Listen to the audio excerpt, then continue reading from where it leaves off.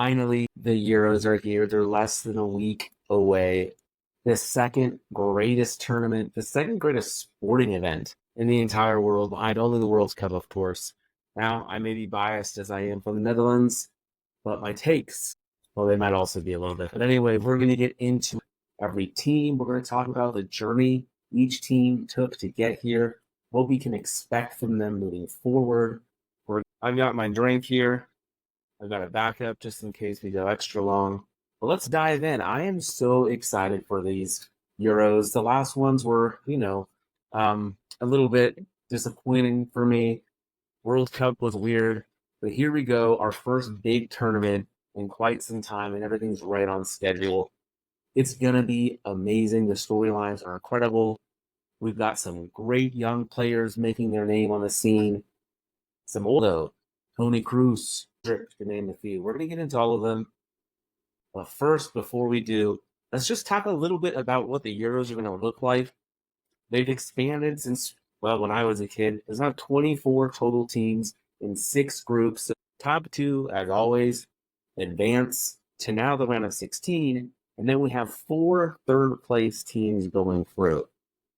There's a lot of debate about whether or not this has been good for soccer or football or bad.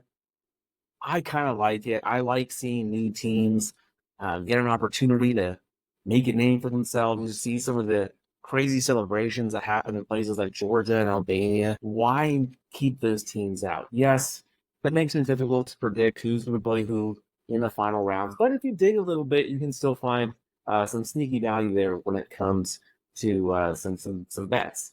We're going to talk about all that. We're going to get into the groups, though, because there are some really exciting matchups. Of course, Germany is the host. They are the ones who start us all off on Friday night here in the States, and it's going to be amazing. I cannot wait. I think they're going to come out super hot and just really introduce the tournament off well. But we're going to get into that later. They have a fun group here. I'm not going to list all these names that you can see them here on the screen. If you're listening on the podcast, don't worry. We're going to go through them each group by group, team by team. We're going to get through it all. But a lot of exciting matchups. Please do follow along on YouTube at Ready Bet Action. You can find us on all the podcasts. I will say we are doing a giveaway for every 1,000 likes that we get for this video on YouTube. We will give away a jersey of your choice from whichever Euro team you love.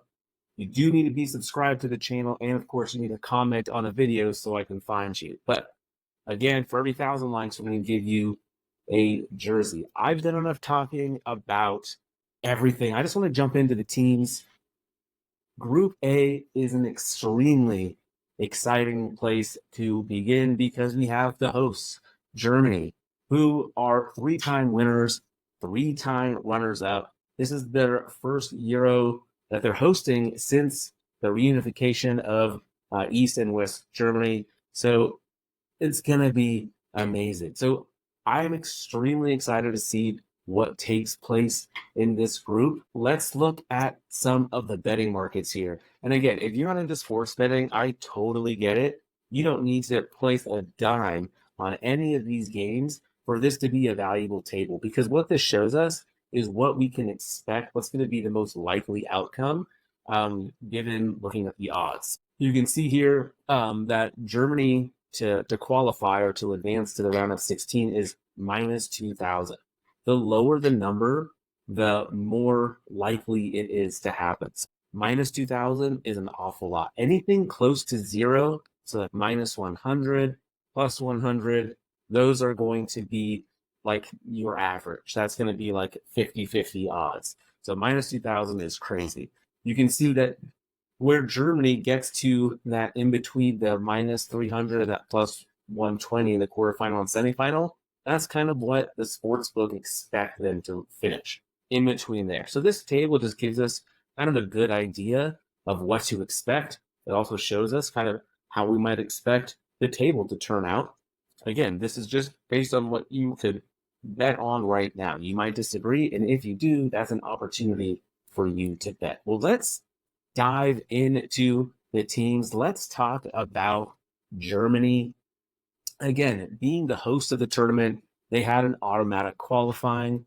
So let's look back and kind of see how they got here, because it has been pretty tumultuous since the hiring of the young coach here. They started off that campaign out winning a game in their first, what is that, 5 matches? Yes, 5 matches before they got a win. But then they started winning game after game after game against some pretty tough competition: the Netherlands, France, Austria, to name a few. So it's really difficult to kind of predict or project what Germany might do. Again, in the Euros, last time around in 2020, they got knocked out in the round of 16. They have not won this tournament since 1996. So being able to bring it back now, again, now that they're hosting it, would be huge for them. I think it's a tall ask, but let's look at the squad real quick. Here we see the goalkeepers and defenders, and you just see like Neuer, Ter Stegen. Both of those guys are phenomenal goalkeepers. And if you go down the list of these defenders, especially in that center back position where you have Jonathan Tah and Antonio Rudiger, what a solid back two, and Schlotterbeck could play there as well. Borussia Dortmund made it to the Champions League final against Real Madrid. Bayer Leverkusen won the Bundesliga. Those guys are phenomenal. Mittelstadt on the wing as a wingback, absolutely amazing season he had for Stuttgart. And of course, Joshua Kimmich is incredible. So a lot to like from a defensive perspective for Germany. If you look at their midfield and offense, there's still so much to like here. You've got Gundogan, you've got Toni Kroos coming back. I think that's such a fun story, coming back out of retirement, joining us again. We also have Thomas Muller, the ageless wonder himself.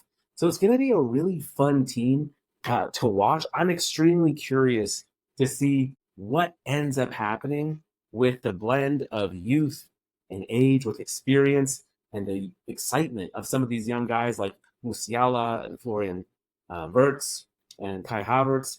All of these guys had incredible campaigns. I know Kai Havertz gets shit on an awful lot, but he was phenomenal, scoring important goals for Arsenal. I believe he just scored one either today or yesterday in their last friendly game.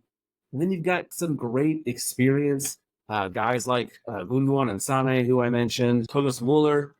I always think he kind of looks like, if you ever watched now I can't even remember what it's called. We're moving on.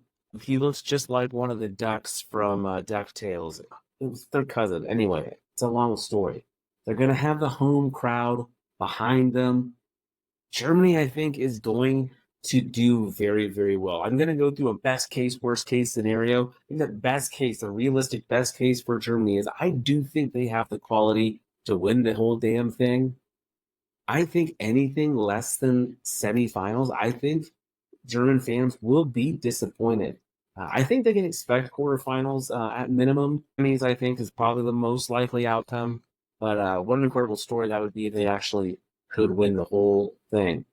Let's move on to Scotland, where Clark has done a phenomenal job getting Scotland to back-to-back Euros. Great seeing them back on the international stage. Now, they famously have not gotten past the group stage, and it's going to be hard in this group as well. So what have they done to get here? Well, they were runners-up in their group, going 5-2-1. They averaged 2.125 goals, so just over 2 goals a game in qualification, which is pretty good, and only average getting up 1 a game, so pretty decent there. But then when you dig a little bit deeper, you can look at some of the teams that they played. They were runners-up to Spain in this group.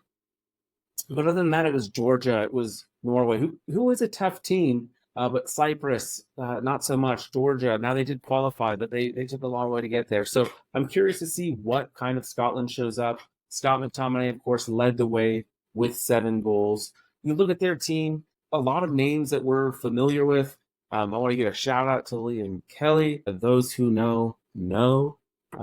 But you got the wingbacks and Andy Robertson and Kieran Tierney. I think they're going to be solid as always. It'll be interesting to see who Scotland go with in the middle alongside them. But their midfield is kind of what they're known for. With John McGinn, who had a really great season, especially at the start of the season with Aston Villa. Scott McTominay, of course, cult hero for Manchester United. When he's given the opportunity, he really can come through. It's going to be interesting to see what Scotland does with Dykes having to leave a competition with that injury. Will Che Adams be able to step up and make a name for himself? Again, it's going to be interesting to see what happens. I think a lot is going to fall on if Che Adams or whoever ends up getting that opportunity up front, what they can do. I think the best case scenario for Scotland is advancing out of the group and getting to the round of 16. I don't really see them getting anything beyond that. I think that would be a real win for them. Worst case scenario, and something that is still within the realm of possibility, it would be getting not only grouped, but getting 0 points. No wins, no draws. That's in the realm. Let's move on to Hungary. Hungary is another really exciting up-and-coming team. They've been in the last 2 Euros as well. They have a ton of experience. They were unfortunate last year to be stuck in the group of death. Not last year, last competition in the 2020 Euros. They were grouped with Portugal, France, and Germany. That, and they had no Szoboszlai. No wonder they couldn't get out of the group. That was a real tough one. They have been phenomenal in qualifications. You can see here they went 5-3-0. No losses, undefeated, which is absolutely insane. They averaged 2 goals a game, getting up less than 1. But you can see the competition wasn't exactly the toughest in this group. Bulgaria, Montenegro, Latvia, Serbia, not exactly a tough group. So kind of hard to know what we're getting with this Hungary team, although we do know that they play. I mean, this is what I love about international soccer is some teams just rise above the names on their back and play for the crest. You know, they play for their country, and the sum is greater than its parts. Hungary's one of those teams. Other teams have all the talent in the world, and for some reason, when you try to put them together, it just doesn't mesh. And it's not always the same with different countries, although there are certain patterns. But Hungary is one of those teams that play really, really well as a team, a very good collective unit. A couple of names that you'll notice here for Hungary. We've got Kirkes, who had a phenomenal year for Bournemouth. I thought he really was a player. I mean, I say that. He's a guy that I targeted many times when playing EAFC. He's a good purchase in the game. Love him an awful lot. Throat's getting a little dry, so we're going to have a little sip of the beverage. Wild Orban is another guy to keep an eye on, another good defender for Hungary. We look at their midfield and attack, and this is where they really are or can be pretty dangerous. Of course, we've talked about Dominic Szoboszlai a little bit here for Liverpool. I love him. He is kind of the focal point of this Hungarian attack, and they play the ball through him, and it's so perfect for his style. He really does live up to the occasion. I think he's going to have an incredible tournament, even though it might not be enough to really get them as far as some people would like. Varga has been really good for them up front, scoring a ton of goals for them. I think, the best case scenario for this Hungary team, I think they could get out of the round of 16 and get into the quarterfinals if they have a favorable matchup, or even if they just punch above their weight. I think they have the quality and the skill to do that 1 or 2 times. I just think, it's a long road getting through these Euros and being able to beat great team after great team. And let's not mistake ourselves. There's so many great teams in the Euros. Is going to be tough. So I think people should expect, if you're a Hungarian fan, you should expect to get to the round of 16. Anything less than that, I think being grouped would be a real disappointment for Hungary, given just how they got here and Scotland not being great. And this next team we're about to talk about, Switzerland, having some struggles of their own. Now, last Euros, they were amazing.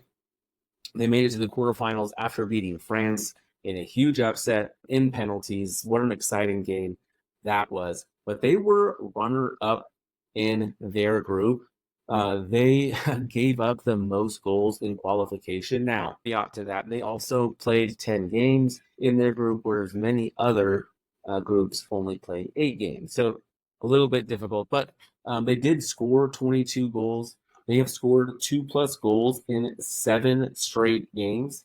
They average over 2.2 goals throughout qualification. So absolutely stunning.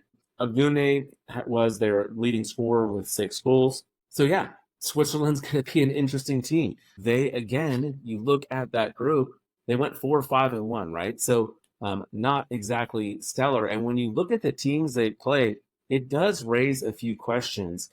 Yes, they beat Belarus and Israel combined 8-0. That's amazing. But they struggled against Andorra. They drew against Romania. They drew against Kosovo, and against Belarus and against Israel and Kosovo.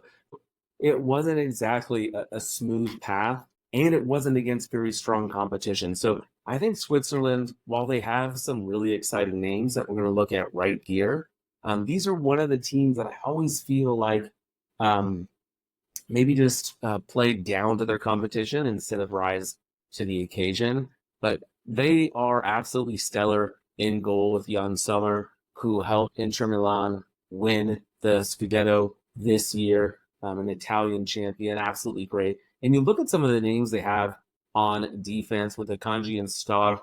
That's really a solid center back pairing that you would think would be enough to keep other teams from scoring. Yet, as we said, these guys have given up so many goals. I like Ricardo Rodriguez. He has been a mainstay for this squad for a long time and continues to play well, even though he's playing at Torino, still in Serie A, but not quite at that elite level. Moving on to the midfield and attack, this is where this team really can be exciting. Of course, Granit Xhaka moved from Arsenal to Bayer Leverkusen and won the whole damn thing this year there. Incredible year for him. Zakaria is a guy I like a lot too. Shaqiri, he is playing in the U.S. now for the Chicago Fire, but he is still a very good attacking midfielder for this Switzerland team. I'm so curious what they're going to do up front. Brielle Mbolo remains one of my, favorite people to, again, the AFC. He's a fun one to get. But his injury has just been so riddled.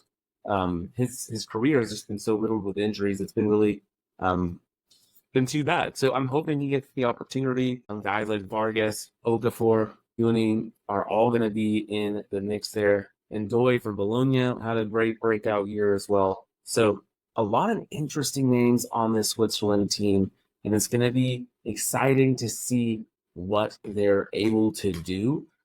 When it's all said and done, what should we expect from this squad?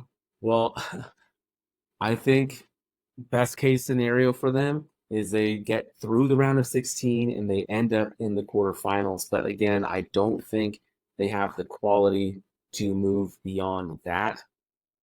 Worst case scenario, I really do think Switzerland could be grouped. I think they could not advance at all, even with the opportunity for a third place finisher to make it. I could see them missing out, maybe losing to Hungary and Germany and drawing with Scotland or something like that.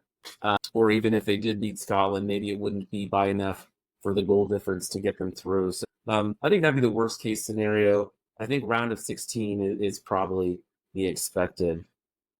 Looking at the betting odds for this Group A, we basically have match day 1 and match day 2 available right now. And you can see that Germany is the heavy favorite in their match against Scotland at minus 425. Basically, that means there's like a 75% chance or greater, maybe more, I forget the math right now, that they're going to win that game. Hungary, Switzerland. Switzerland is favored a tiny bit in that match. Germany, Hungary, Germany heavily favored. And then that Scotland-Switzerland game is pretty much either they're leading either a Switzerland win or a Scotland draw or win. So interesting to see what happens there. My favorite bets for Group A, I've got 3 of them for you here. I'm going to go Germany minus 1.5 versus Scotland. So that means Germany has to win that game by 2 goals. I mentioned it earlier. I think Germany gets out the gate quick in this tournament. I think it sets up really well for them. I think they're going to go in and win that game 2-3-0 maybe. I think it could be tough. Maybe Scotland get one back, but I think Germany put up enough that they win this game by 2. My next bet is Switzerland, Hungary, both teams to score. So, like I said, Switzerland have scored 2+ and 7 straight. Hungary also averaged 2 goals a game and have scored in all but one game in the qualifier. So I think this just sets up nicely for both teams. They're going to be, I think, excited to be out there, and both of them know Germany is in this group. You need to get your wins where you can. This is going to be a tough one. It could be pretty tight. If you lose this game, or even draw this game, it might not be enough to get through. So I think they both go after it. I think we see some goals. My final group bet for this one is Scotland to finish bottom of the group. I saw this at plus 110, which means you get a little bit more than even money on it. You could also bet it Scotland to lose all 3 games, and you get it at plus 600. So in European, it would be like 7.0. Pretty amazing odds there for something that I think could happen. Now, this is how I see this breaking down. This is my projected finish based on my analysis, but also looking at the Vegas numbers as well as some simulated results to see what could happen based on my numbers, basically. So I project Germany to finish in first place with 7 points, Switzerland and Hungary both to have 4 points, but Switzerland to have a better goal differential, and then Scotland, I do have them projected at 0 points. You're going to have to listen all the way through the end of the long one, or just find the betting guide if you want to hear how the whole tournament finishes. But for now, in this video, if you're just watching the Group A video, this is the projected finish. Please do go listen to all of my other videos here on all the other groups and the betting guide. For those of you watching the whole thing on YouTube or listening to the podcast, bless you. We're 1/6 of the way there. I'm halfway through my first beverage. I think we're right on track. I'm going to take a sip, and then we're going to keep going. Let's get into the Group B preview and betting guide. Again, we're looking at how these teams, how Spain, Croatia, Italy, and Albania. Jeez, what a tough group. Group of death. Of course, even Albania, who everyone says has no shot at all, and they probably don't. But they advanced in style, so we'll give them their due as well. But we're going to look at each of these teams, look at how they got here, preview their squads, look at the range of outcomes, and look at some betting tips along the way. Please do rate and review this episode, whether you're watching on YouTube, listening to your podcast, whatever it might be. If you go to the full betting preview, if you like and subscribe and comment, you could win a Euro jersey of your choosing if we get to 1,000 likes. So please do join us in that. Let's dive into these teams here. Before we do that, actually, let's dive into the betting markets and take a quick look at what the sportsbook think might happen. Again, this is valuable information, not if you're just looking to make bets, but also just to kind of understand what people expect to take place. So if you look at this group, again, those minus numbers, the more negative the number, the more likely it is to happen. The higher the number, the less likely it is to happen. So we see here Spain, Italy, and Croatia, minus 1,000, minus 500, and minus 300 to qualify for the round of 16. That means that we should expect all 3 to get to the next round. There would be no value betting it because you would have to lay down at minus 300. You'd have to pay $30 just to win $10. Now you would get your $30 back, but essentially you're paying a lot of money and not getting that much back. Whereas Albania at plus 300, if you would bet $10, you would walk away with 40. Anyway, we can see that Vegas or the sportsbook, whatever, projects Spain to be the group winner. Then most likely it's Italy, Croatia, and then followed by Albania. One of the bets here that I'm going to tease right now is Italy in the quarterfinals at plus 100, I think is a huge value. And we're going to talk about that in just a little bit. You can see that Spain is kind of expected to be able to make it to that quarterfinal, semifinal. Italy, we should expect them to make it to about the quarterfinal stage. Croatia is kind of a toss-up. Probably round of 16 type thing, and Albania likely not to make it out at all. Let's jump into Spain. What an exciting team this is. Again, I think a lot of these really interesting teams that maybe are at the top echelon of European football right now have this new wave of youngsters that are coming up that are super, super exciting. I'm talking about guys like Yamal, but we're going to get into the players. Spain was a semifinalist in the Euro 2020s. They lost to Italy, who would win the whole thing in penalties. They qualified in their group, Group A, in first place. They had one loss, a surprising loss to Scotland early on in the campaign, where Scotland they were just so informed. We talked about them in our Group A video if you want to go listen to that. But other than that, Spain was untouchable. They averaged over 3 goals a game, giving up about only 0.7. So absolutely great. They really do spread the goals around. Both Morata and Joselu had 4 goals apiece. Spain is one of those crazy teams where, like, as we look at this roster, not so much in defense, but when we get to their attack in midfield, the problem is that you have so much talent, it's difficult to know how to piece it together. At goalkeeper, David Raya was absolutely incredible for Arsenal. Yes, he had a few gaffes from time to time. I am an Arsenal fan, so I did yell at him many times. But overall, he was phenomenal. You look at the defense here. Grimaldo, man, what a season for Bayer Leverkusen coming over on that free transfer. Where I kind of see a bit of hesitation and question is maybe along the center backs, Lenormand and Laporte, especially Laporte playing in Saudi Arabia. A little bit nervous about what that could be like for Spain. But you go to their midfield, and there is just so much to like. Rodri, one of the absolute best in the world. You just go down this list of players, and there are so many people to like. Pedri, another phenomenal player. You know he's going to get his.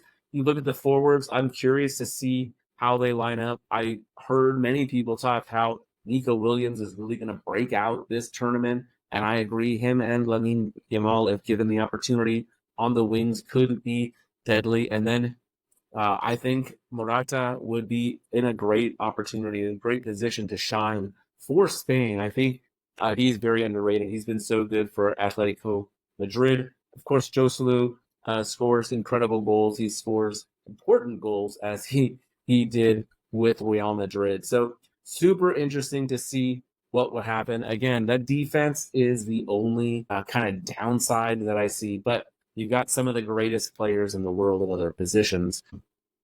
I think they're going to do well. I think best case scenario, I think within the realm of possibilities, I think Spain could win the whole thing.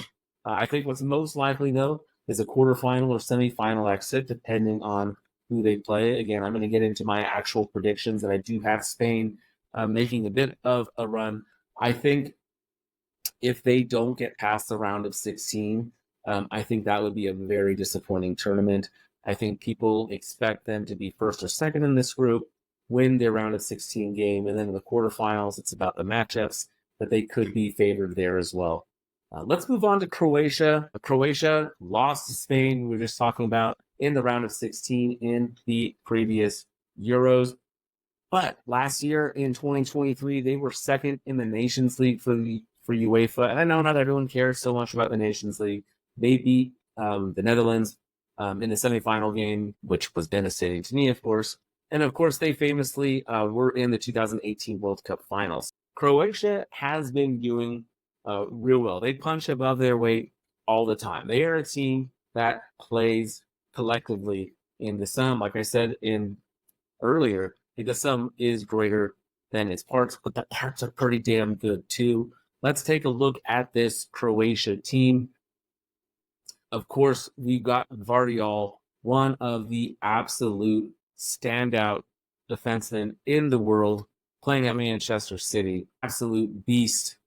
Sutalo playing for Ajax and Sosa as well. while the team struggled, they both have really progressed in their career. I think it's been a good move for them to be there. Both solid players. Where you're going to see a bunch of names that you might recognize a little bit more is in that midfield and in that attack. And again, some of these guys are getting a bit older. Luka Modric, usually isn't playing a full 90 minutes for Real Madrid, and I don't think he should be doing that for Croatia either. That being said, they do have a lot of other talent. Kovacic, of course, for Manchester City. Brozovic has been playing it for Al Nassr.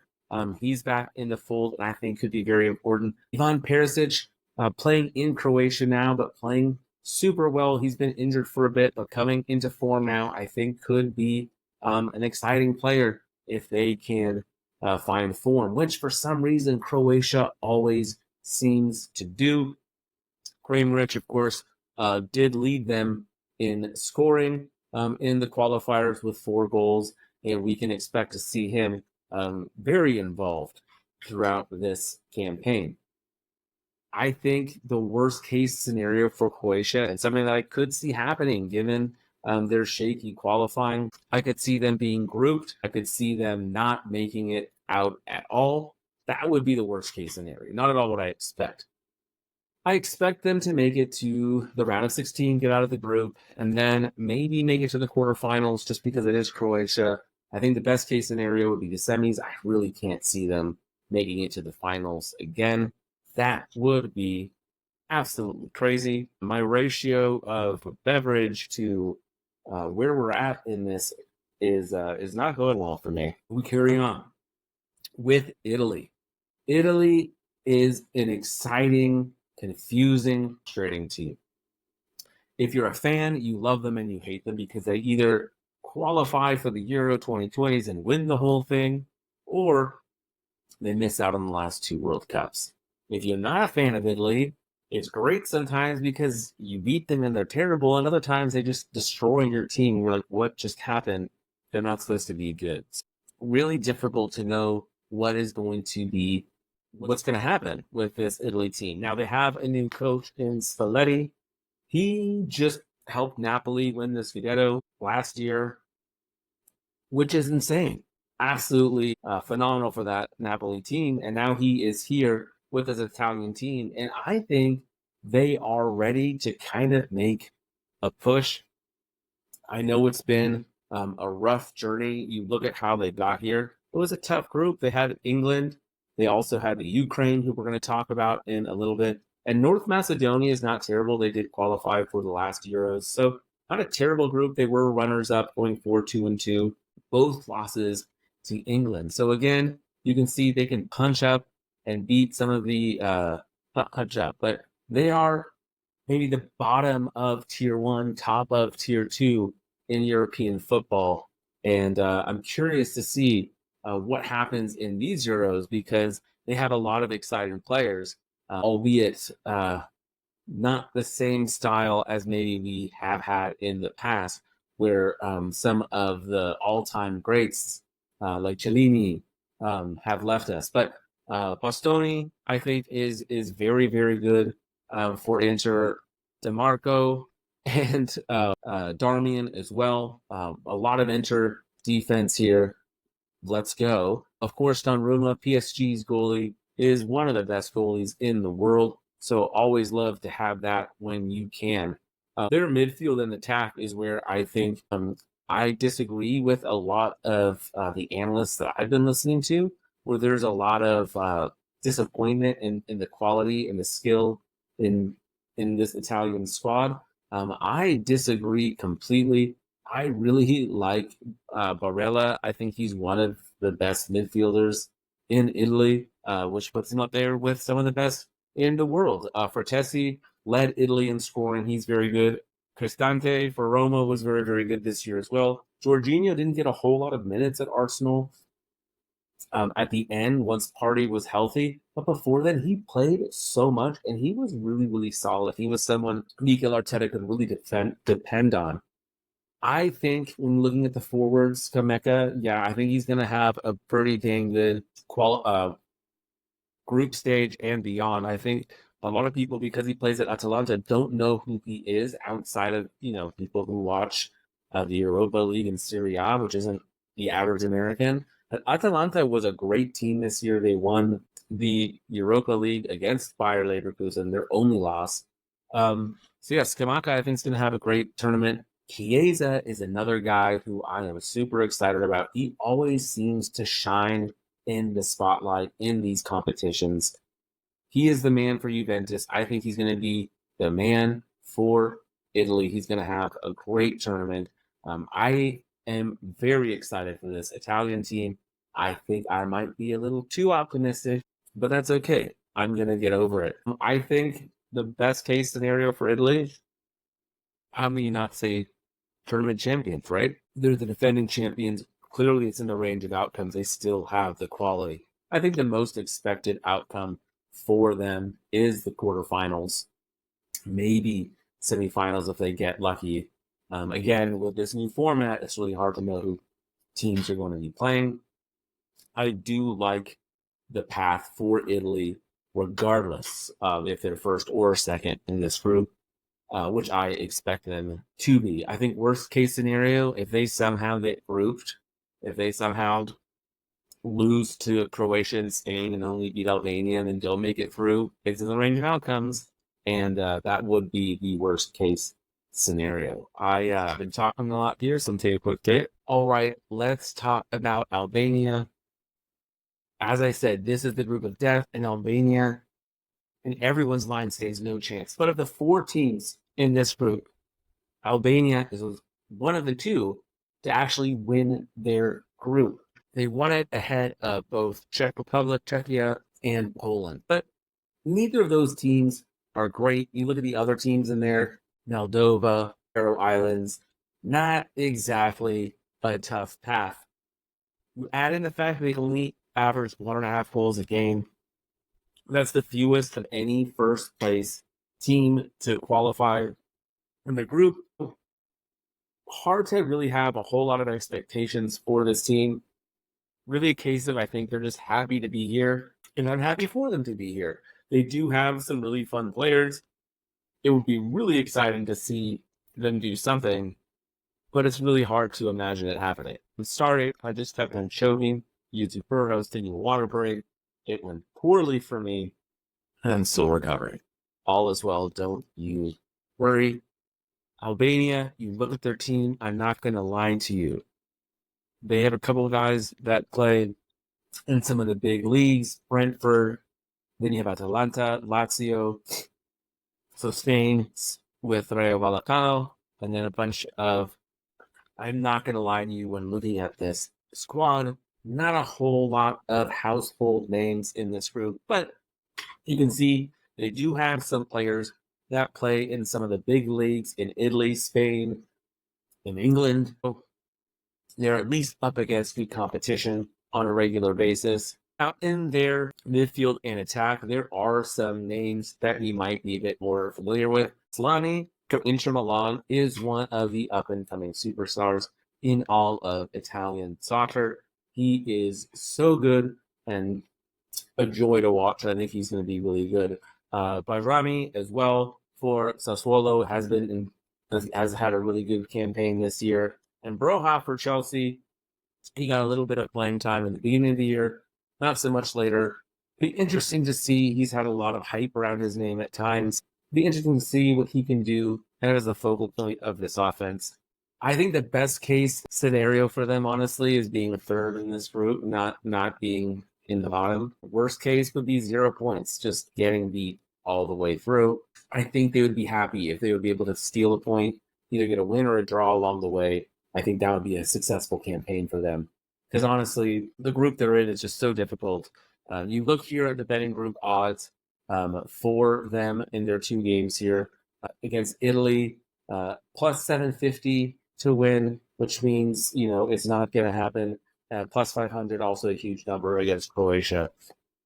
Spain expected to win their games, although that Italy game, I think, is pretty interesting. You look at that plus 225 number, and that kind of leads us into my bets for this group. So my bets for Group B, I'm going to start with Spain versus Italy, draw at plus 225. Spain will be very happy to sit on the ball, play their tiki-taka, not actually push forward too much, and just see what happens, knowing that they have Albania up next, which will likely be a guaranteed 3 points. I think they'll be happy to play for a draw. Italy, on the other hand, I think has the potential to play with anyone, given that roster we just talked about. So I just like the value on this. I think, last time they played, it went to overtime. So I think we could see, in the group phase alone, of course, but we can see a similar result here.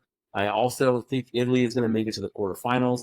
This gets a bit complicated looking at the table, but say Italy wins the group. If they win the group, which I'm not expecting them to do, but if they do win the group, they would play the third place team in Group D, E, or F. So they get a third place team. That's fantastic. If they're runners up, they would play the runner up from Group E, which would be so confusing. I had to do a retake. Good thing I have a pencil and paper here. So if they win the group, like I said, they'd play a third place team. If they're runners up, they would play the runner up from Group A, which would likely be either Switzerland or Hungary, because Germany will probably win that group. So whichever one it ends up being, a third place team or Switzerland or Hungary, they're going to be favored to win that right quite a bit. So I like this at plus 100. My final bet, Albania to lose all their group games. I think being in the group of death means that everyone is going to try to beat the weakest team because they need those 3 points. If you don't win that game, if you drop 2 points to that bottom team, good luck getting out of the group. So Albania is going to be up against it, and I think it's going to be rough for them. So let's look at my projected finish. Again, this is based on not only the sportsbook odds, but also some simulations that we have run, and then also just my own analysis. So I think Spain and Italy both top the group with 7 points, but Spain gets ahead on goal difference. Croatia comes in third place, and Albania gets 0 points. That is how I see it. I am curious to hear your thoughts. Please do comment in the comments. That's a really smart thing to say. Again, you can find all of our videos over at Ready Bet Action on YouTube. You can find us on your favorite podcast. Listen to the other episodes where we got into the other groups and our betting preview. Again, subscribe to the YouTube channel, like, comment, all those good things, and you could win a Euro jersey of your choosing. Let's move on to Group C, a very exciting group where we see Slovenia, Denmark, Serbia, and England, the odds-on favorite to win it. This is our Group C preview and betting guide. We're going to get into the path to the Euros, preview the squads, look at the range of outcomes for each team with some betting tips along the way. All of our other videos for the other groups, you can find them on your favorite podcasting app or on YouTube at Ready Bet Action. All right, let's jump into it. Let's look at what the sportsbook expects to happen. Everyone thinks that England is going to get super far. In fact, you can't get even money on them getting to the semifinal, which means they are expected to go deep into this tournament. The other teams in this, not so much. There is, a favorable outcome for Denmark and Serbia to make it to the round of 16, but not really advancing beyond that. Well, let's dive into these teams.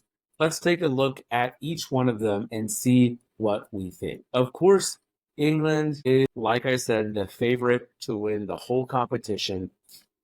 And it's really easy to understand why the expectations are so high. They are coming out being the runner-up in the Euro 2020. They've actually never won the Euros. They lost it in penalties to Italy. It was devastating. Gareth Southgate, their manager, is under a ton of pressure at the moment. They really need to have a good showing or his job is on the line. There's a lot of drama going on right now because they just lost to Iceland in the friendly.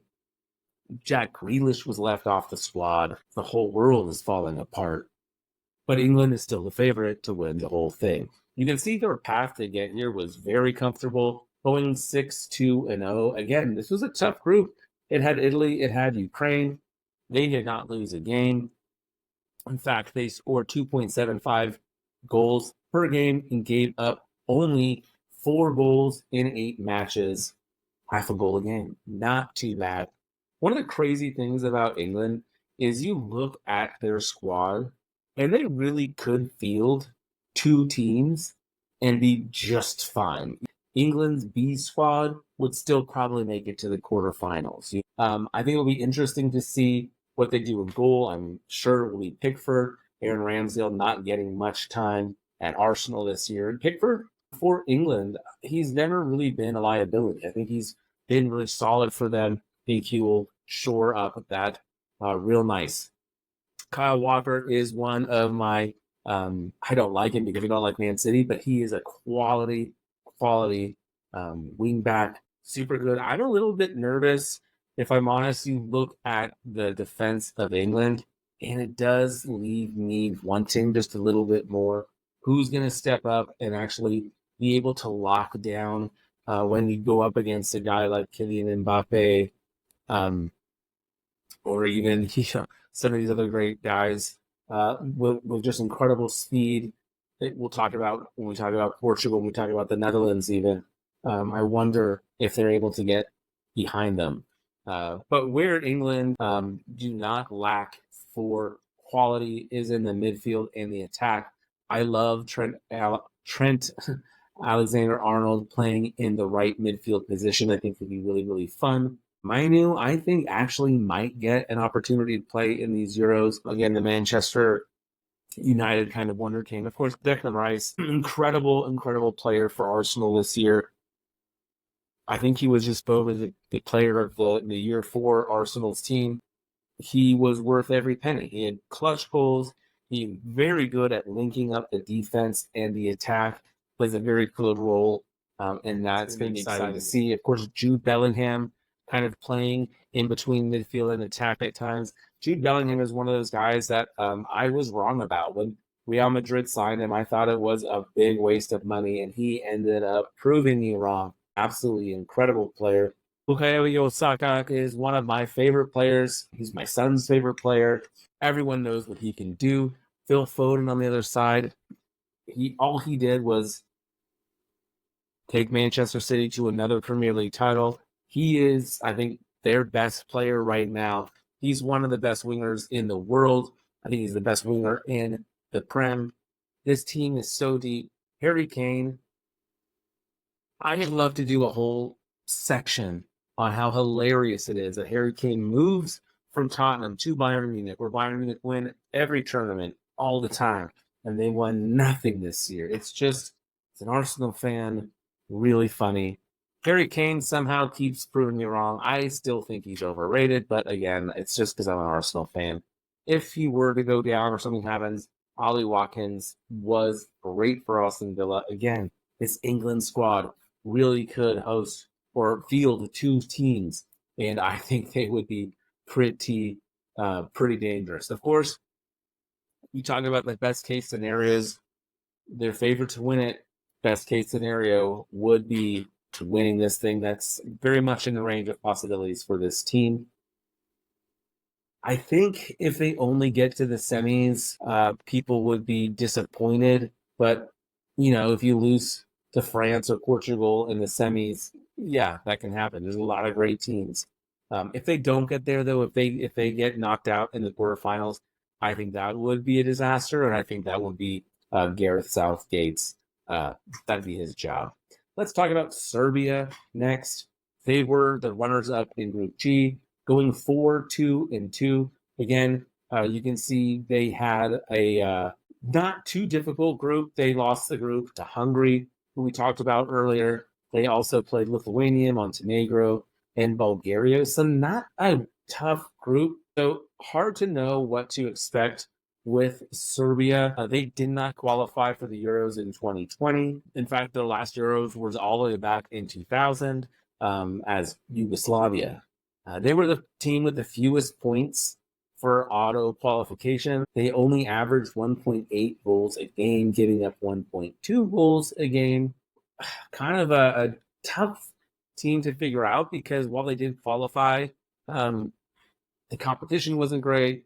They haven't looked great. In fact, in the World Cup, there was some excitement about them. They gave up 8 goals in 3 matches, losing them all in pretty horrific fashion. Kind of difficult to put a whole lot of confidence, a whole lot of weight behind the Serbia team, even though there are some fun names on it. You can see in their goalkeeping and defense, they don't have that many names, right? They have so many more midfielders and forwards coming with them. Their forward position is where I think they really shine. Mitrovic playing now in Saudi Arabia, but he leads Serbia in qualifications and scoring. He was absolutely phenomenal. And Vajovic, to me, if he can just stay healthy, I just think he is such an incredible footballer. He plays with such tenacity and skill. We've got another, excuse me, a lot of good names in this midfield as well. Milankovic Savic now playing in Saudi Arabia was a very strong player. Dusan Tadic leaving Ajax, going to Fenerbahce. They kind of fell apart after he left. He is still very, very good. So this Serbia squad, kind of hard to know what to do with them. I think the best case scenario for them would be quarterfinal. I think that's pretty unlikely, though. I think they'd be super happy with a round of 16, maybe as like a third place finish. Worst case scenario for them is being grouped, not getting out, and I think that might be somewhat likely. Again, not the easiest group, playing, England, Denmark. But that defense just leaves a lot of questions. Denmark, speaking of giving up goals, Denmark leaks goals. They gave up more goals than any other group winner. Again, they played in 10 matches, so it's understandable that their numbers will be a little bit higher. They averaged about 2 goals a game, and they averaged giving up 1 goal a game. But they have scored in their last 9 matches, so they have been playing very, very well attacking. In the Euro 2020, they got to the semifinals where they lost to England 2-1. So they had a great showing there. They have a lot of guys on this team who have played at a high level for a long time. Kasper Schmeichel, of course, it's funny that he's getting older now because I remember when his dad played for Denmark. But Schmeichel still in goal, absolutely fantastic goalkeeper, and I think could carry them very far. Andreas Christensen for Barcelona was really solid this year. He even scored some really important goals for them. Exciting to see him kind of develop his game even more. I think Simon Kjaer for AC Milan is super solid as well. Excuse me. And then we have a couple of Christensens in there just for fun. The midfield, of course, we've got Christian Eriksen, who's still around. I'm not sure how much he'll be playing for Denmark if he's able to go 90 minutes game in, game out, but he offers that leadership, that perspective that you really need. Pierre-Emile Højbjerg for Tottenham was super good this year. He really developed into a good central holding midfielder. Damsgaard for Brentford is good going forward. They got some exciting names on this team. A lot of Brentford guys, Norgard as well. Good for them. I'm excited to see what our boy Rasmus Højlund can do in these Euros. I'm curious to see if he plays up front with another attacker, like maybe Yusuf Poulsen, who's got a lot of experience, or maybe they just put him up front and surround him with some wingers and some attacking play and try to penetrate people through the middle with Højlund's speed. So it'd be fun to see what they do. I always like watching Denmark. They can be a feisty team to play against with their good goalkeeping and their speed on the attack. I think the worst case scenario for this team is just not advancing out of the group stage. I think that would be pretty devastating. I think they'd be happy if, depending on the draw, because you kind of assume that England's going to win the group, and being a runner-up is always going to be tough. So if you, the runner-up plays the winner of Group A, so if you're the runner-up and then you have to play Germany, kind of hard to be disappointed. Meaning be disappointed. It's hard to expect Yeah, oh yeah, we should have won that game. We should have advanced the quarterfinals. So I think best case scenario would be knocking out one big team, get into the quarterfinals, and then probably the end of the run for Denmark. Slovenia is another team that not a whole lot of people know a ton about because they're just not around all that much. They did not qualify for the Euros in 2020. Their only qualification was in 2000. They lost in the group phase. Honestly, the only thing I can remember when I think about Slovenia is when the U.S. played them and Slovenia went up a goal and they did this weird like fire dance. Anyway, they were runner-up in Group H, going 7-1-2. They had a really good path here. They did lose to Finland and Denmark on the road. So again, this is one of those. We have it in France, Netherlands, in another group. But this is a group where these two teams, Denmark, Slovenia, they've already played each other a couple of times, and now they're in the same group. So kind of silly. But here we go. They average 2 goals a game, and they gave up fewer than 1. Slovenia have scored at least 1 goal in 9 of their last 10 games, which is super fun. You look at their goalie, Jon Oblak, goalie for Atletico Madrid, one of the absolute best in the world. Atletico Madrid kind of built their strong defense around them in the past. Now the game has kind of developed a little bit, but Oblak is an incredible goalkeeper. He can win you a game just on his own. It'll be interesting to see what they do everywhere else. Again, a lot of guys that I just have to be honest with you, I don't know a whole lot about because they're playing in Greece and places like that. But one player that I have watched a lot is Benjamin Šeško for Red Bull Leipzig. I am a huge Xavi Simons fan, and Šeško plays with him, and he is a good striker. Now, Openda gets most of the work there, but Šeško did get a lot of playtime, and for Slovenia, he is kind of that focal point on offense. He led them in scoring and qualifications, and I think Slovenia is only going to go as far as he is able to take them, which, if we're honest, is probably not that far. I think their most likely outcome is 3rd or 4th in the group, behind these other teams, probably in 4th place. In worst place, the worst case scenario would be 0 points, just getting beaten every single game. I think best case scenario, get out of the group maybe as a 3rd place team and just squeeze into the round of 16 and ultimately get beat there. That's kind of how I see that. Let's look at the group betting odds. We look real quick at some of these match day 1 and match day 2 games. You can see that Denmark is favored against Slovenia, and England is heavily favored over Serbia, so much so that you can't really bet it without, adding it to something else. But if you like Denmark to beat Slovenia, minus 135 is pretty decent value. Slovenia, Serbia favored at minus 110. Denmark, England at minus 155 is something that you could play. It's not great value, but I kind of like that. My actual bets for this do include both England games that we can bet on so far. I'm going to take both England games for them to win the game and get over 1.5 goals. So that means they don't have to win by 2. They just have to score 2. So they can win 2-0, 2-1, 3-1, whatever, 3-2. They just have to win and score at least 2 goals. So we're going to do that against Serbia and against Denmark. The other two bets I like Slovenia versus Serbia, both teams to score. I already said it before, but both these teams love to score goals, and Serbia loves to give up goals. You can see I'm picking on that just a bit. Denmark, again, this Denmark-Slovenia game happened twice already in qualifications, and both times both teams scored 2-1 and 1-1. I think it happens again. I think we see a lot of goals. Maybe not a lot of goals, but I think we see goals in all those games. My projected finish, again, I'll go through the entire thing at the end of the video and in a separate video if you want to watch that. My projected finish for Group C, we've got England in first place with 7 points.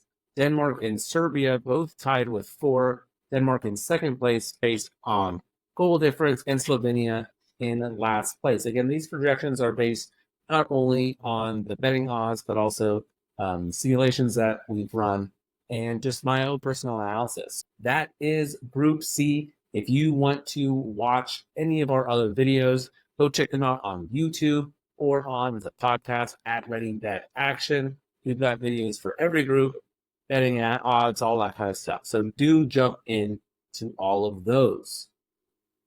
Group D is going to be crazy. We've got the Netherlands, Austria, France, and Poland. As I've already said before, I am from the Netherlands, so I will try to remain unbiased, but I care more about this than anything else in sports. The Dutch football team, I would take a World Cup championship over any other sporting event, winning anything else. That's the most important thing. Love this team. But let's get into this group. Let's break it down. Let's preview each of these teams. Let's look at their path to the Euros, preview some of the squads, look at the range of outcomes, and get some ideas for some bets maybe along the way. All of our videos can be found on Ready Bet Action on YouTube, or listen to them on your favorite podcast. We're doing a giveaway. If you go over and jump on the main video for the betting preview for the Euros, subscribe, like, comment, you could win a jersey of your choosing for any Euro team once we get to 1,000 likes.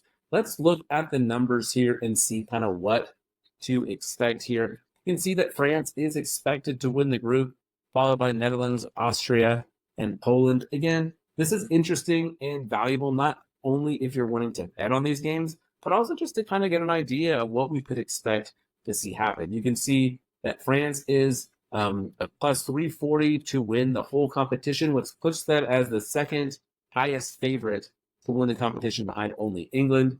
The Netherlands are kind of expected to maybe make it to the quarterfinals, not much past that.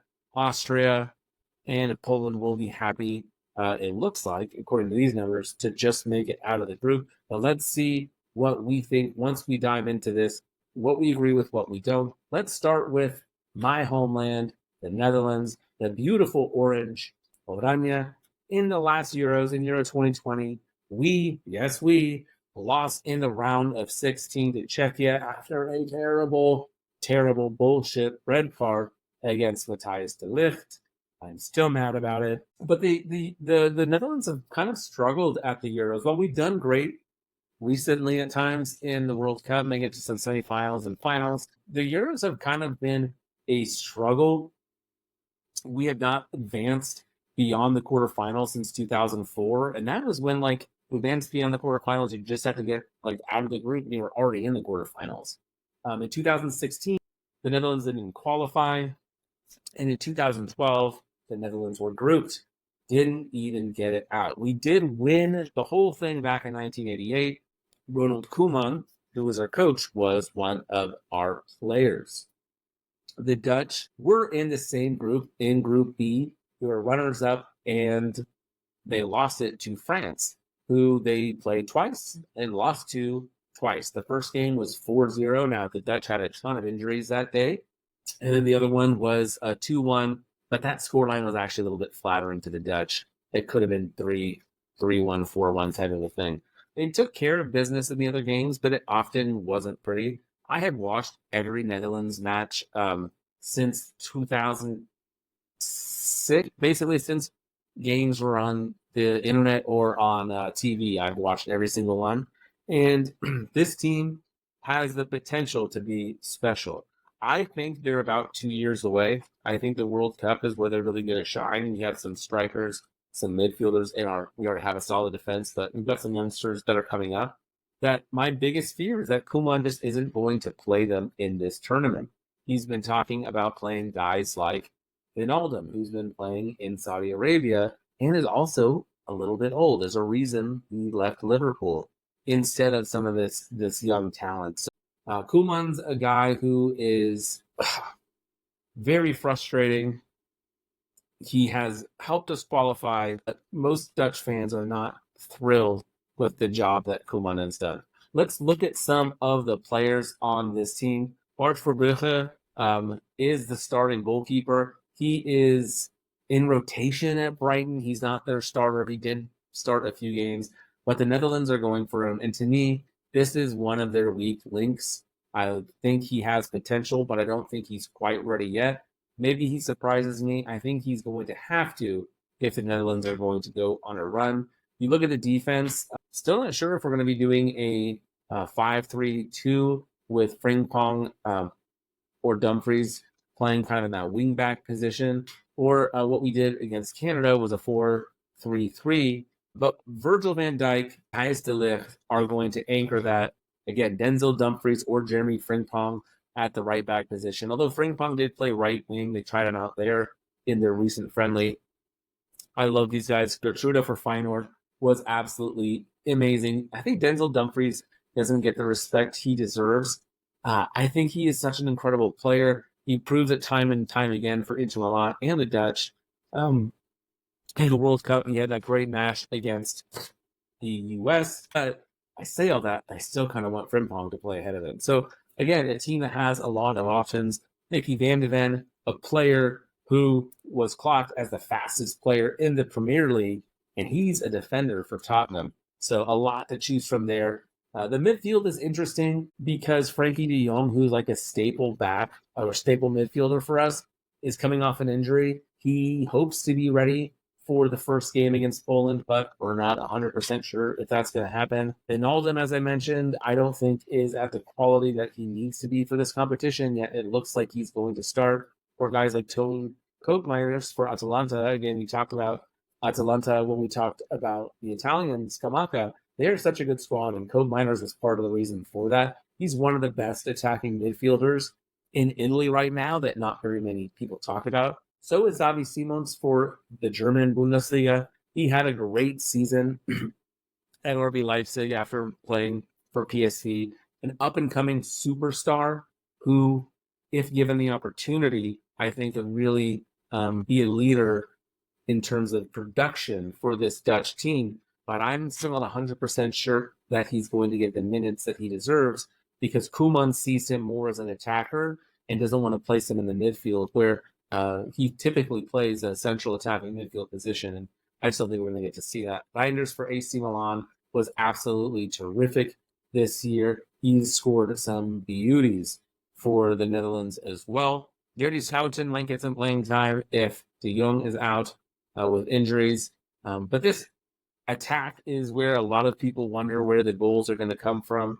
Wout Weghorst probably shouldn't be at the quality of the Netherlands wants to have at striker, but he's not going to be starting. Memphis Depay is currently fit, and he is on the move this summer. He is not going to be signing with Atletico Madrid. I think he really wants to have a good tournament to get himself another contract. He is going to be put in position to do just that. Cody Gakpo will be starting as well. Brian Brobbey is a name to keep an eye on. I don't think he'll be starting right off the bat, but if he does, if they play Depay and Brobbey up front, he is an exciting player for Ajax, a big, strong, fast attacker who can both absorb the pressure, he can distribute, he can turn and play with his back to the goal, but he can also make great runs. And Daniel Malen had a great season with Borussia Dortmund. He scored some really fantastic goals for them. I love this Dutch team. What can I say? To me, the question is, what does Koeman decide to do? How does he decide to play with this squad? There's so much talent here. I'm afraid he might make a couple of the wrong decisions, which would lead to some disappointment. I think anything outside of getting to the round of 16 would be a disappointment. I think we need to get to the quarterfinals or it's a huge failure with the talent that we have. I mean, our defense, the guys I mentioned, like Mickey Van de Ven was playing left back the other day and looked fantastic. You have him and Dumfries on the wing or Frimpong, De Ligt and Van Dijk, De Vrij, Mickey Van de Ven. However you want to rotate this team should be a quarterfinal team. That would be a realistic outcome.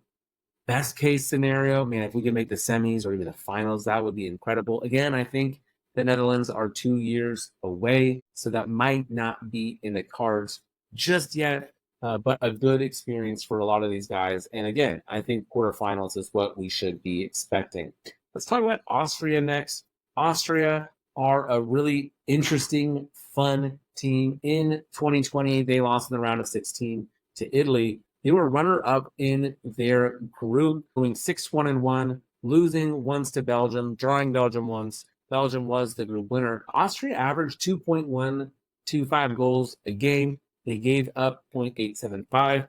What I'm excited about seeing with this Austria team, I'm going to be honest, I'm a little bit nervous about this Austria team as a Netherlands fan. I think they could have a really interesting, fun tournament. Their coach, Ralph Rangnick, became the manager in June of 2020. He had previously been at Manchester United, and before that, kind of built up the whole Red Bull Leipzig, Red Bull Salzburg. He's known for gegenpressing, which is a high press, putting a lot of pressure right at the point of it, like on the defenders, and if they lose the ball, trying to get it and go. You'll see it so much. And in fact, the Netherlands really, really struggle up against that. So I think that Austria-Netherlands game will be fascinating. But he has brought in a lot of that Red Bull influence. I think kind of runs this like a German soccer club. And you'll see that in how they play, in their tactics, even how he builds the club. What's interesting is he was always known as like a developmental coach, someone who would bring players along. On a national team, you don't quite get to do that because you're not seeing these players day in and day out. So I'm very curious to see how it all plays out in the long run. A couple of bummers for Austria. They're going to be without their captain Alaba.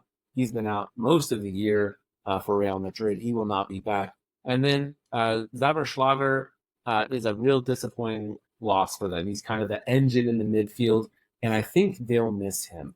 But they do have a lot of quality. You look at their defense. Danso, who plays for Lens, is very, very, very good. He's a strong defensive back.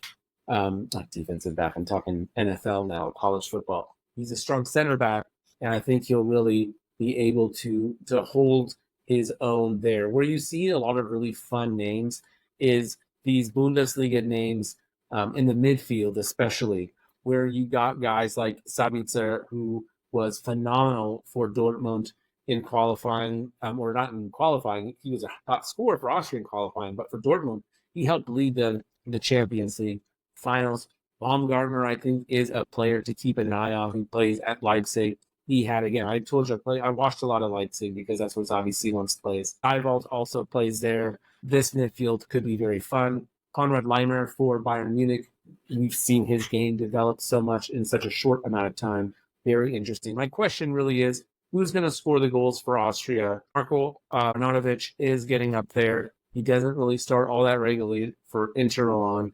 Can he still do it? When looking at Austria, I think the best case scenario would be runner-up in the group. Like I said, I could see them giving the Netherlands a scare. I could see them putting up a fight against France and then just outright beating Poland. So runner-up, maybe pushing for the group, definitely in the range of outcomes, and making a push for the quarterfinals. Maybe they can get there. I think what's likely is that they end up second or third in the group. They advance and probably bail out in the round of 16. I think worst case scenario is if they're not only the groups, like if they are third or fourth place and don't advance, would be terrible. I don't see anything worse than that happening. I don't see them not getting any points or anything like that. Austria is a quality squad, but they do have to play France. France is my pick to win the whole thing. I'll just go ahead and tell you that right now. France could field 3 teams and still they'd probably get first, second, and fifth, like they're that good, they're that deep. Not only do they have the quality, they've got the quantity of players almost throughout, position by position. So deep, it's so crazy, and it's almost unfair. They just bring a different level of skill, and it's fun to watch if you don't have to play them. Unfortunately, the Netherlands were in France's qualifying group, and they beat France twice.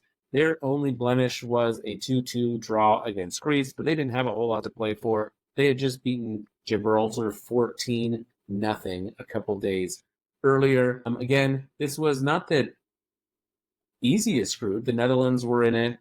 Greece can be tough, but they took care of business. They did not lose anything. Their leading score was Kylian Mbappe with 9 goals. They averaged 3.625 goals a game and only gave up 0.375 lots and lots of shutouts. They only gave up goals in two games, excuse me, against the Netherlands and against Greece. Of course, in the World Cup, they lost in the finals to Argentina. In the Euros in 2020, they lost in the round of 16 to Switzerland in penalties in a huge upset. So people are kind of wondering, like, it's been a little while since France delivered. What should we expect? It's going to be interesting to see. I think they can do it. Let's look at their squad. Jan, the goalie for AC Milan, will be between the sticks, and he is incredible. I think William Saliba is one of the best defenders in the entire world. Definitely the best defender in the Premier League for Arsenal. He is just stellar. I'm curious to see who they line up next to him because it's kind of up in the air. But no matter who it's going to be a good choice because they're good options to choose from. Could it be Konate or Kunde? I think Mendy starts on the wing. It'll be fun to see. Where I get just absolutely with France is their depth in the midfield. Guys like Rabiot and Camavinga. Griezmann for Atletico Madrid remains one of the most underrated players to me. He is so skillful. He has such great vision. Incredible to watch Griezmann play. N'Golo Kante joins France again. He's been playing in Saudi Arabia. I'll be curious to see what he can provide. And then you look at these forwards that they bring. I mean, Diaby from Aston Villa didn't even make this squad. That's how crazy this is. But you've got Mbappe, of course, and Barcola, Dembele, who are very fun. Kingsley Coman continues to have great. This continues to play great for Bayern Munich. I really like him. It'll be interesting to see what kind of minutes he gets. And then Marcus Thuram for Inter. It'll be interesting to see if he plays central and they put Mbappe on the wing or what they end up going with. Warren Zaire Emery back in the midfield is one of the youngsters to keep an eye on. He's been super fun this year when given the opportunity to play. And another guy that if you play EAFC, you definitely know who he is. Best case scenario for this French team is them winning it all. I definitely see that as a possibility. In fact, that's what I think is going to happen. I think if they make it to the semis, people in France won't be thrilled, but they won't be disappointed. Like you can get bounced on a bad day. Anything less than that, though, if they get outed in the quarterfinals, I think people will be pretty devastated. This France team really should be one of the final four teams, and I expect them to be. Just an incredible team. They are so much fun to watch. Again, frustrating when you're playing against them, like the Dutch have had to do way too many times, and it always goes bad for us. Let's talk about Poland. They are lucky to be here. They got into the Euros after being third in a group with Albania, Czechia, Moldova, and the Faroe Islands. So not a great group, and they were third. They beat Estonia 5-1 in the playoffs. In the first game and the second game, they beat Wales in penalties. Only averaged 1.25 goals a game for and against. It's really not looking all that great for Poland right now. The problem is this is the same team they've had for a long time, a lot of the same players, and they've underperformed in so many tournaments. In Euro 2020, they bailed out in the group phase, and it's just always not quite enough. And now they're all just a little bit older. Lewandowski's on the wrong side of 30 for a soccer player. So just kind of difficult to see any sort of hope or expectation. But they do still have some quality names. Szczesny, of course, Juventus goalie, long-time Poland goalie. You know he can step up if called upon. Huey Orr, when given the opportunity to play at Arsenal, I thought played really, really well. He ended up kind of stealing the left back position for a while for the Gunners and did a great job when called upon. So it'd be fun to see him in that role with Poland. Moving up again, you've got Robert Lewandowski and then a bunch of other guys who some of you have definitely heard of. Most of you, like me, don't know much about Bogdan Szczesny. So here we are. Lewandowski had a really rough start to his year with Barcelona, but this last few months, since the break, really. Since January, he's been playing really, really well. I expect Lewandowski. I don't think he's going to bring Poland to greatness, but I expect to see his name on the score sheet a couple of times. Islayer still got it. Can Chesney steal a win? I think the worst case scenario for Poland would be 0 points. I think it's in the range of outcomes. I think the expectation is maybe a point or two. Realistically, best case scenario would be like finishing third and somehow sneaking into the round of 16. Maybe you sneak a draw past the Netherlands in the first game because they're looking past you to that France matchup, and then you're able to beat Austria. Who knows? Not betting on it. What I am betting on, though, we can see as we look at this table. Let's look at that first game, Poland Netherlands, taking place on Father's Day. Thank you very much. Netherlands expected to win at minus 155, meaning it's a playable bet. You might want to add a little bit to it, but I do like that. Austria, France heavy favorites. Austria favored against Poland, and France a slight favorite against the Netherlands. And I actually want to talk about that. I actually looked recently, yesterday, and you can get France on the money line at minus 110 versus the Netherlands.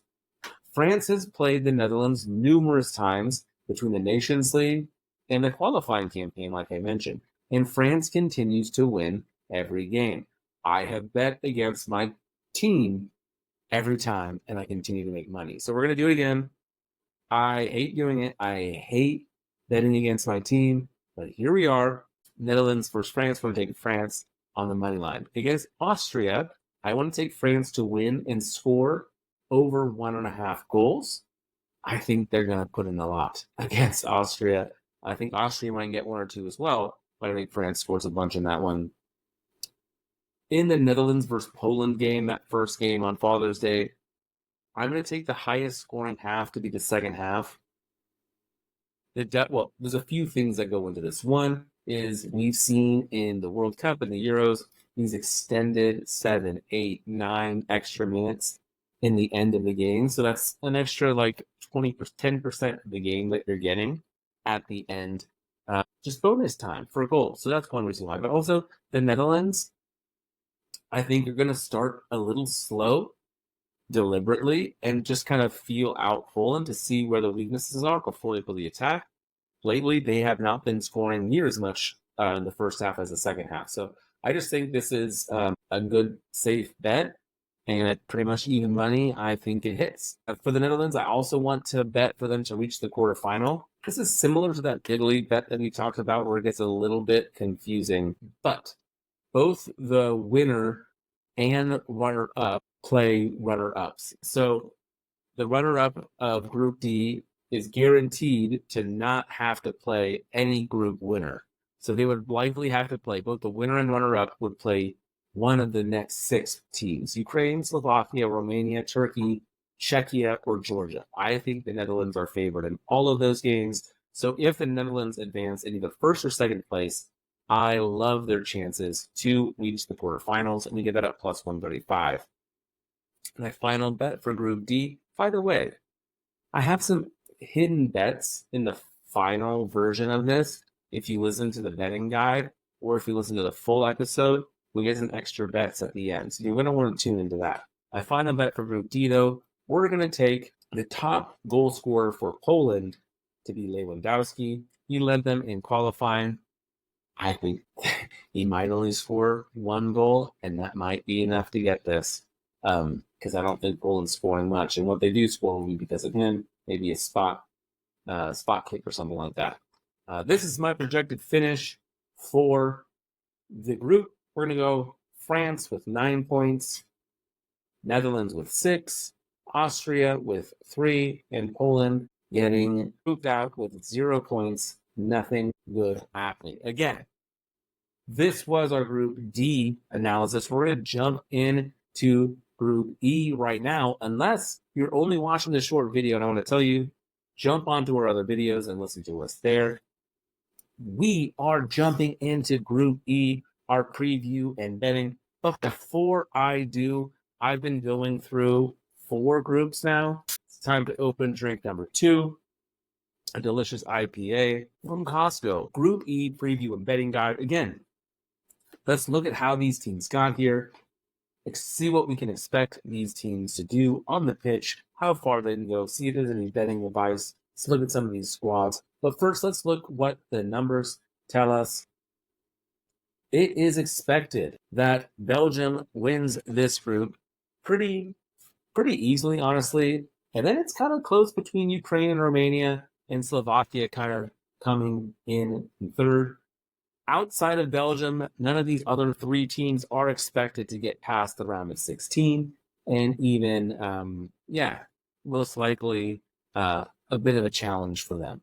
So let's jump into the favorite of this group, Belgium, who I think is a fascinating team to discuss. They were first in their group, averaging 2.75 goals per game, giving up less or right at half a goal a game. Romelu Lukaku, who has had such a fascinating last couple of years of his career, he ended up breaking the record for qualifying goals, scoring 14.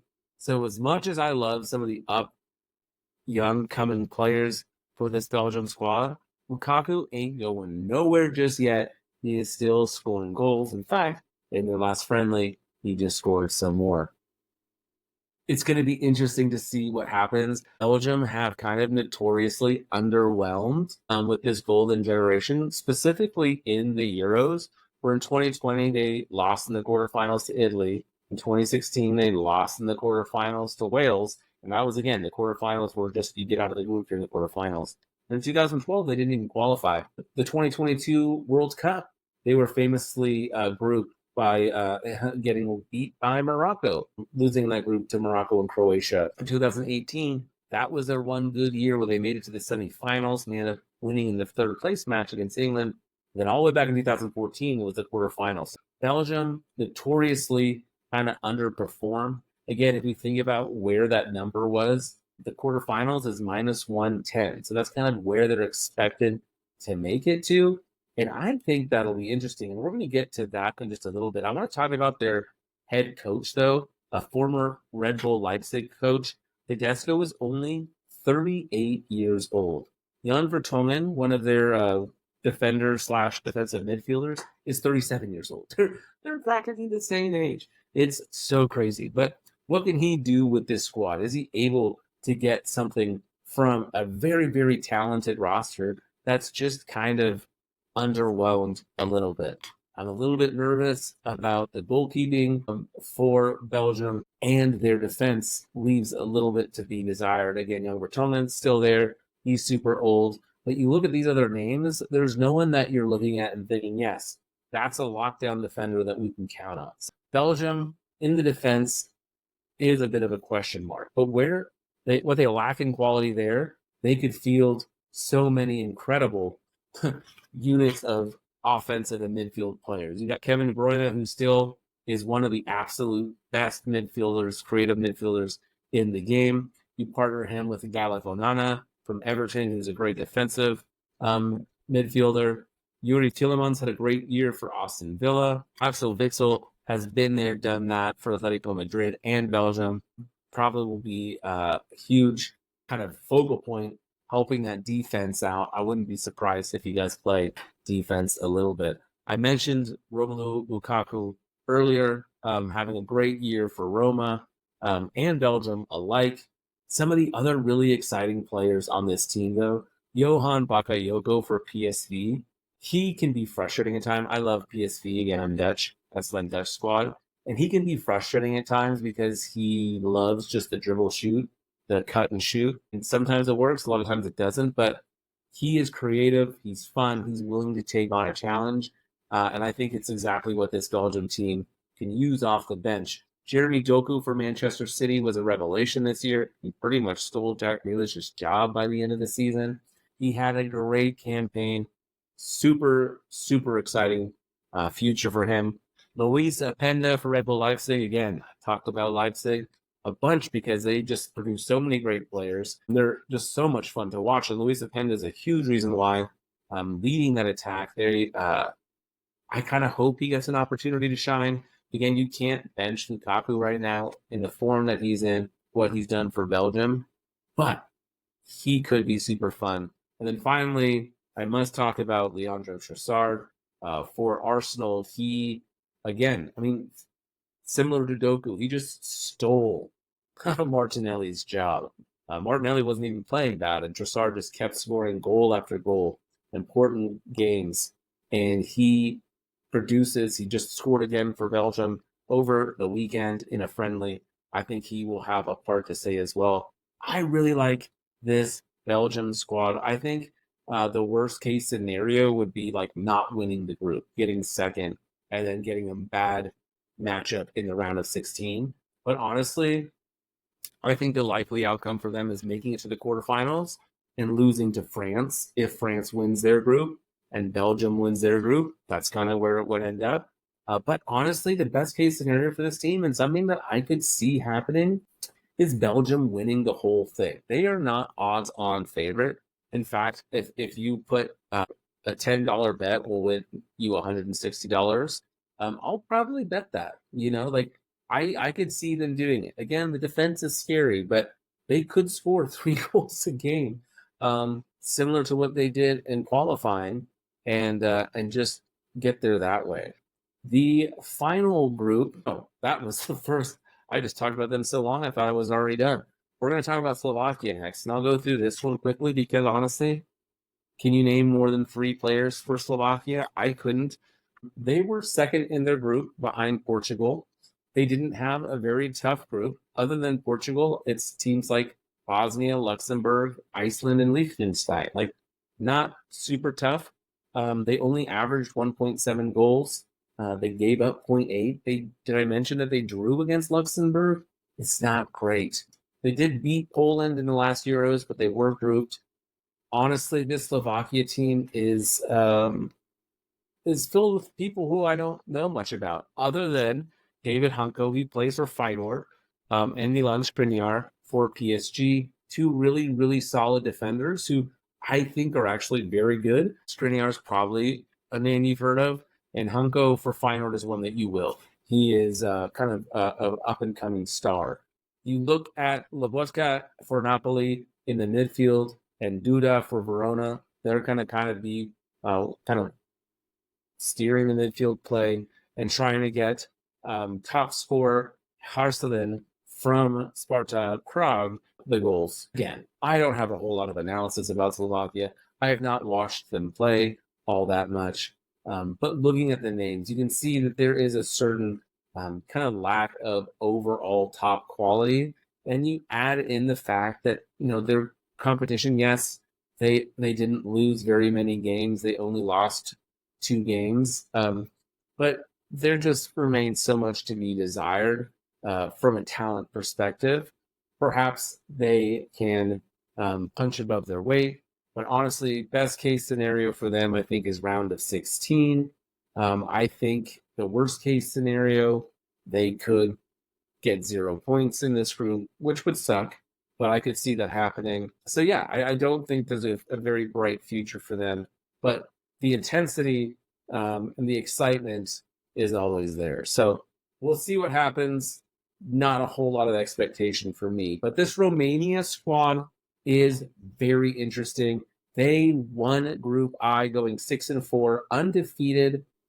They scored the fewest goals of any group winner, only averaging 1.64. But they only gave up half a goal per game, so that's very, very good. Again, you look a little deeper. Who was in this group? Well, Switzerland, but we talked about Switzerland. Not a great team. Other than that, Andorra, Belarus, Kosovo, Israel, all teams that you don't really think about when you think about top European soccer. So Romania, a young, fun team, but do they actually have what it takes to move forward? Unbeaten. This is a team whose the sum is greater than the parts. They work together as a team, and they really produce great football. They're in great form. They play well together. My question is, have they really been tested? Well, let's look at this squad and see some of these guys. Moldovan, he's had limited time for Atletico Madrid because of Jan Oblak, who we talked about earlier. But a very solid goalkeeper. He's their number 2 guy, but doesn't have all that much time between the sticks in actual game time. Dragosan is someone who we all heard about in the transfer window when he got signed by Tottenham. He didn't get a ton of playing time, but the time he played, he did perform well. It'll be interesting to see him with a more prominent role here. I'm excited about some of these players on offense. Puskas has been scoring a lot of goals.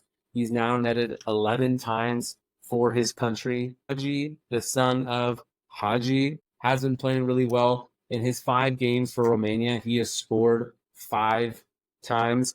He's been playing really, really well since leaving Rangers and being on playing for Alaves in La Liga. So excited to watch him play. This team really does play well together. Stanku, who now plays in Denmark, who's not a great league, not a great team anymore, but an actual good football player. I think his experience, veteranship, could help Romania in this tournament. If we look kind of at what to expect, I think the worst case scenario for Romania would be being grouped, not getting out. I think they'd be satisfied with getting out and making it to the round of 16. I think they'd be pretty happy with that.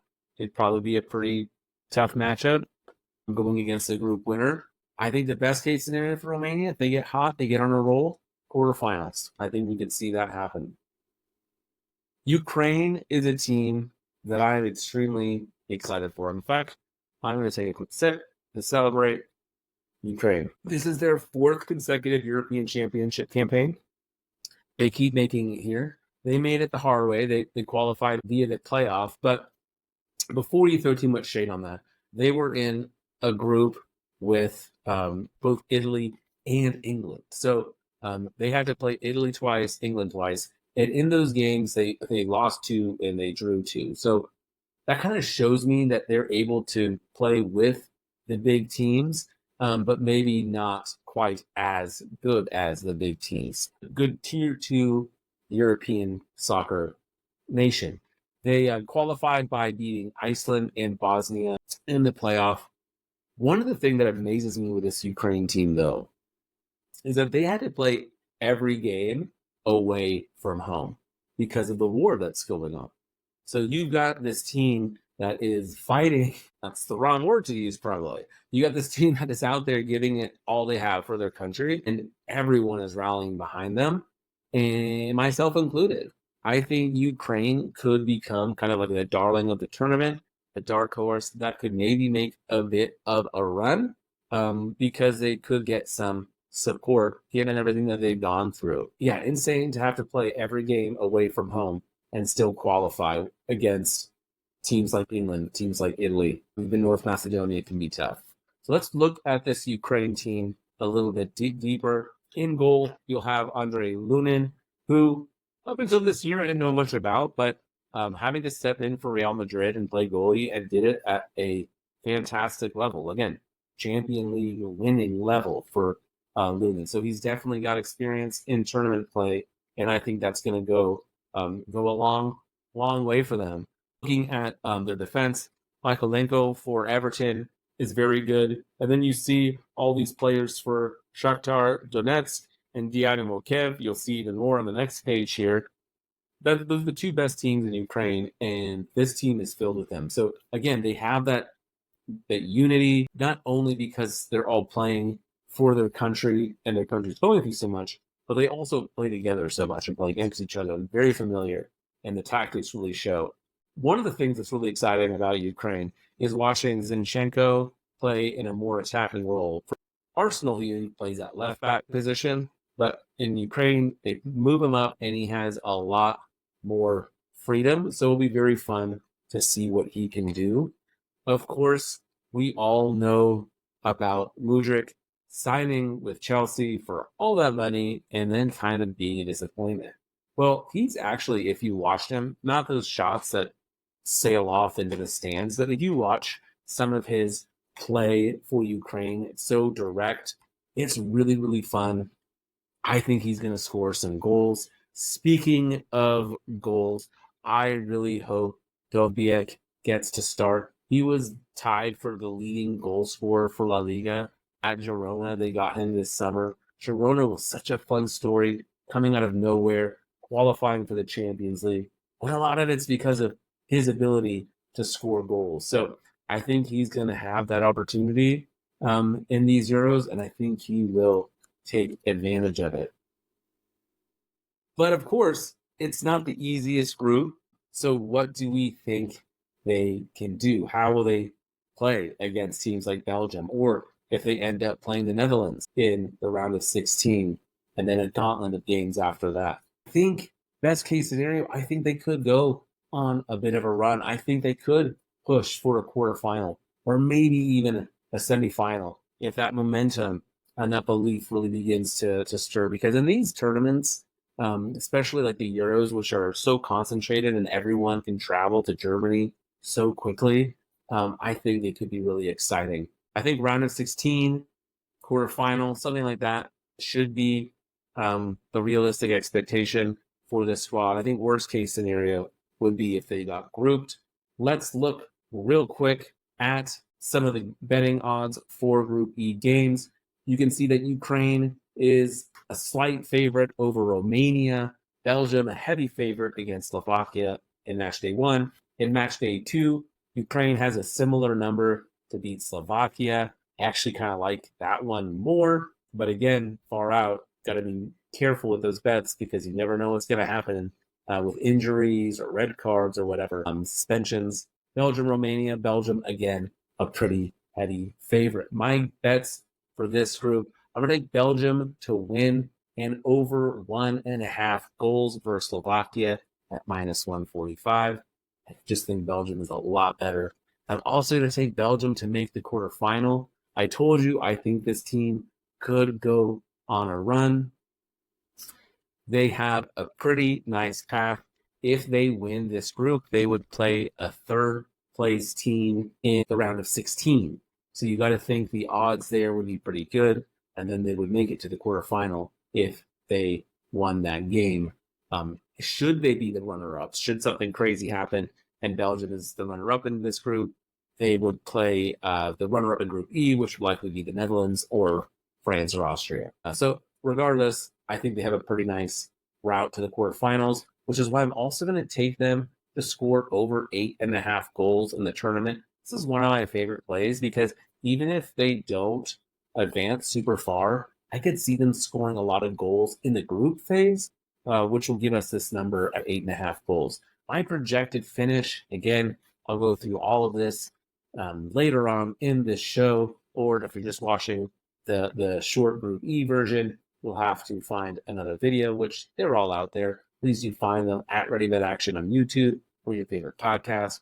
But I have Belgium winning all 3 of their games, getting 9 points. Ukraine and Romania both ending with 4 points. Ukraine advancing or getting second place based on goal differential, and Slovakia getting 0 points in this group.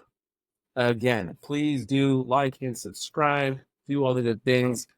Let's talk about Group F, the final group. Portugal, Turkey, Czechia, and Georgia. Let's preview these teams, go through what we can expect, look at their squads, and kind of see how they got here and what to expect moving forward. There'll be some betting tips along the way. Of course, all our videos are available to you on Ready Bet Action. You can find us on YouTube or wherever you get your podcast. We're doing a giveaway once this video gets to 1,000 likes. We will be giving away a Euro jersey of your choice. All you have to do is like the video, so we get that 1,000, subscribe to the channel, and then make a comment so I can find you in there. But let's look at what we might expect based on the sports book numbers. We should expect to see Portugal win this group. And again, after that, it's all kind of up in the air. Turkey likely to come in second, followed by Czechia, and then Georgia in fourth. And you can see that there's not a whole lot of value to bet on anything in this group, unless you think Georgia can qualify, which I am skeptical of. You kind of see that, where the number gets closest to 0 on one of these lines is what is most likely to happen. So you can see Portugal is expected to land somewhere in between the quarters and the semifinals, where Turkey is likely going to qualify but not get past the round of 16. Same for Czechia and Georgia, likely to not get out of the group at all. Well, let's dive into Portugal and take a look at this team, because this is an exciting team. They were in one of the groups, in Group J, that had to play 10 games. Well, they won all of them, scoring 36 goals and only giving up 2. Cristiano Ronaldo scored 10 of those goals, which is absolutely insane. He scored 50 goals for Al Nassr this year, breaking all kinds of records. The dude may have lost a step, I don't know, but he can still score a goal. We're going to talk about him in a minute. Let's still just talk big picture, talk about Portugal right now. They have had a very interesting track record as of late.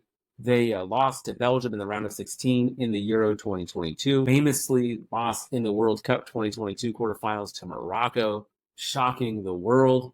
In 2018 World Cup, they lost in the round of 16 to Uruguay. But of course, in 2016, they won the Euros. So outside of winning the Euros that 1 year, the 1 year where no one expected anything from them, whenever the expectation's been great, they have really underperformed.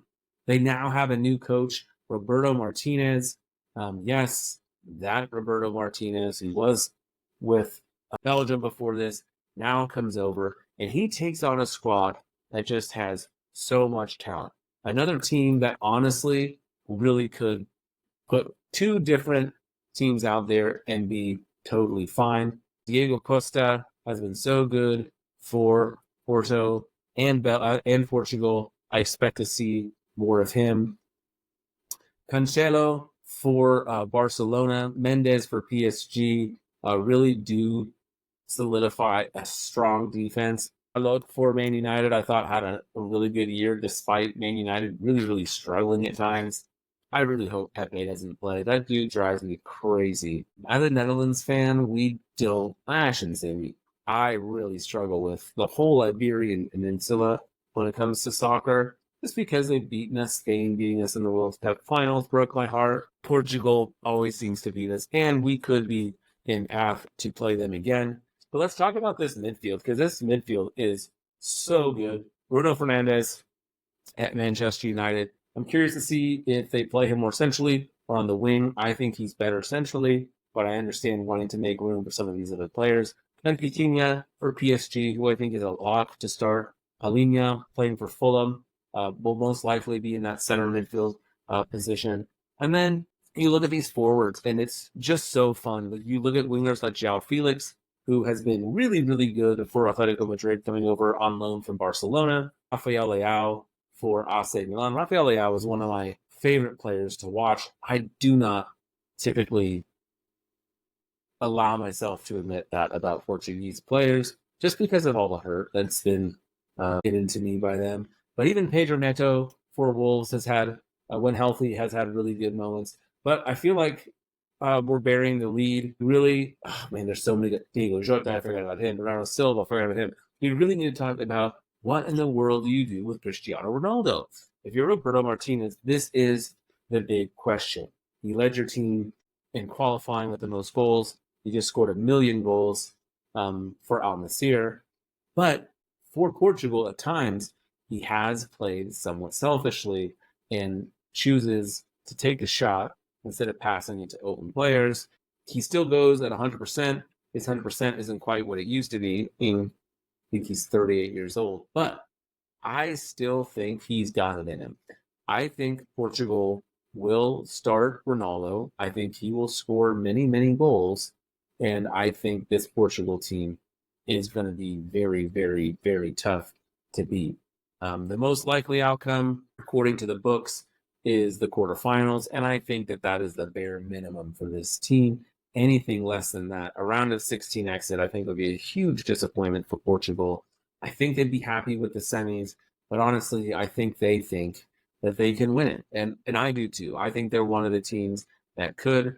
hoist the trophy if they can figure out what to do with Ronaldo. And I think Roberto Martinez, he's the type of kind of old school dude that I think he's like, you didn't bring him here to sit him. I think you want him on the pitch, and I expect him to be there. So it will be fun to see this Portugal team in action. Another team that can be super fun, but also super frustrating is Turkey. Whenever you think they're going to be great, they just kind of disappoint. That's what happened in the Euro 2020, where a lot of us were super high on them. We had them as a dark horse, and then they lost all 3 games, only scoring once. Not ideal. But they did win their group. They won Group D. They went 5-2-1, averaging 1.75 goals, hitting up 0.87 against. But again, you look a little deeper. Yeah, Croatia was in there. So that's good. Croatia's a tough team. And you finished ahead of them. But outside of them, Wales, Armenia, Latvia, not super, super, super tough. Again, they didn't qualify for the World Cup 2022. So tough to know what this team is going to look like. Their coach is named a little airplane because of like when you have a player, how he'd celebrate. But the dude's 5'8". That seems a little. I mean, yeah, that would be small for an airplane. Like putting little as a title for someone who's 5'8" just seems offensive as someone who's 5'8". But that's a story for another time. Turkey, in a recent friendly, also beat Germany, which was a super big deal. I could see Turkey showing up and being an exciting team, but I've said that before. One interesting storyline for Turkey is the fact that over 1 million Turkish people live in Germany. So I do think there could be this momentum that builds around them. I think a lot of people will come to their games. I think that when they're not playing Germany, they will very much feel like the home team. They do struggle at times against the press, which might not hurt them early on in the tournament. But if they do advance out of the group, I think it could be a problem for them.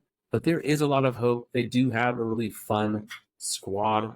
You look at their defense and goaltender. Not a lot of names really jump out from this group. A lot of players that play in the Turkish league. But when you look over at their midfield and attack, their forwards, it gets really, really exciting. Laniglu for Inter was the Serie A Player of the Year in 2023, according to many.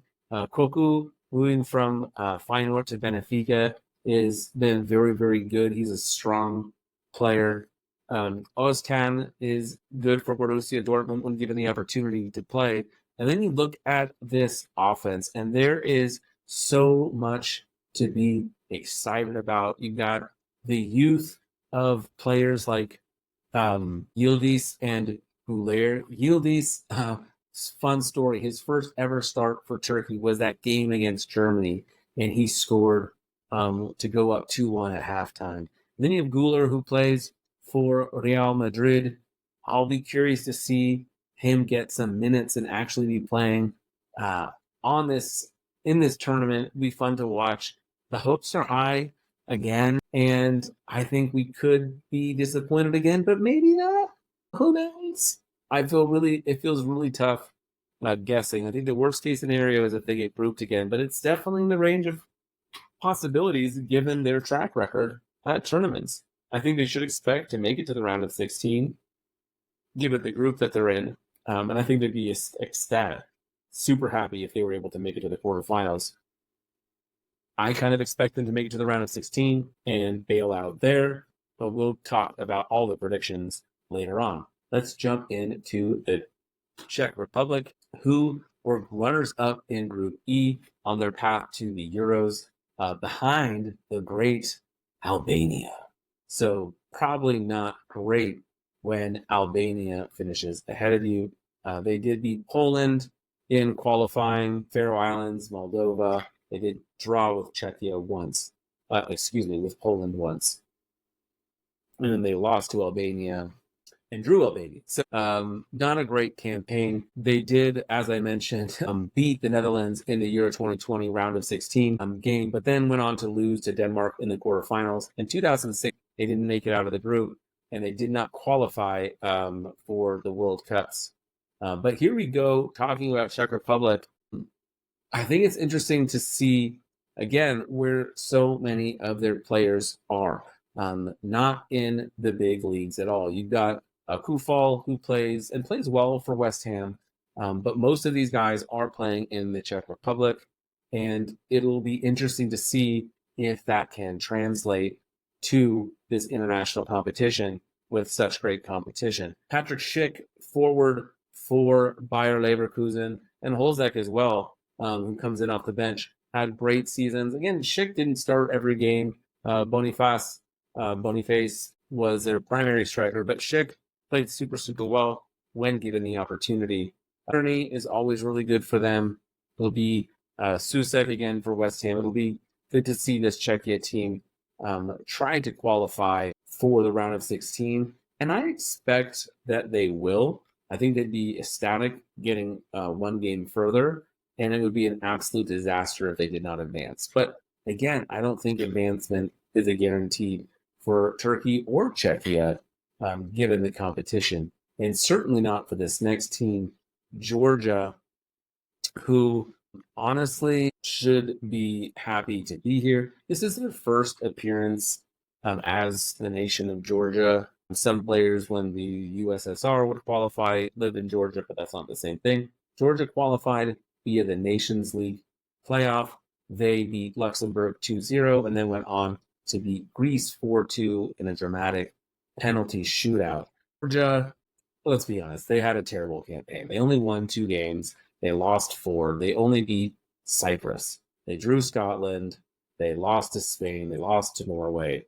So I don't think we should expect very much from this team. Super exciting that they're here. They went crazy when they qualified. It was super fun, but just too much to ask right now. Maybe in the future. They do have some exciting young players. Kasia on defense, I think, is the tried and true kind of stable there. In offense, of course, everyone knows Farachesculier. I can never say his name. He's the star man up front. He plays wing for Napoli, helped them win the Scudetto, not this past season, but the one before. And then watch out for Mikio Tadze. I cannot say these names. For Metz, he's an up-and-coming star as well. I think his future looks really, really bright.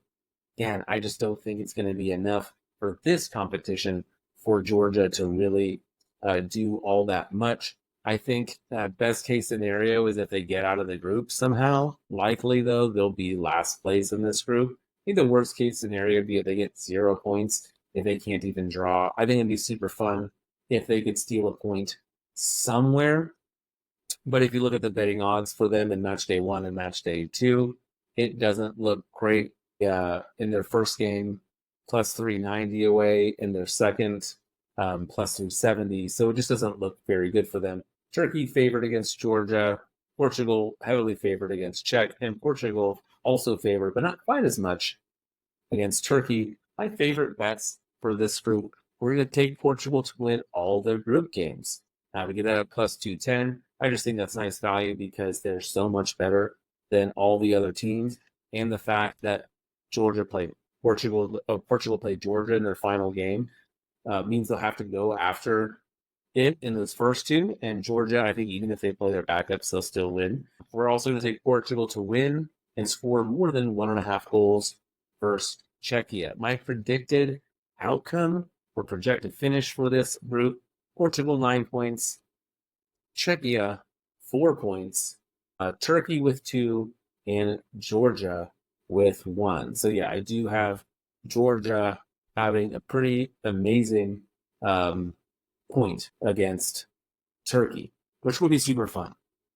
Again, thank you for listening to the group betting guide, our preview here. I'm going to keep it going now. We're going to look and see what our projected finishes. So right here, we're going to talk about who is advancing from all the groups. Basically, if you don't want to listen to all the other stuff I just said, you can just listen to my predictions right now. Just listen to this video. If you want the details as to why, go back and listen to the individual videos, or just listen to the super long one. Like it, subscribe, do all the good things. If you like, comment, and subscribe on YouTube, you will be entered to win a Euro jersey if you're choosing once we get to 1,000 likes. All right, Group A, we've got Germany and Switzerland advancing. In Group B, Spain and Croatia.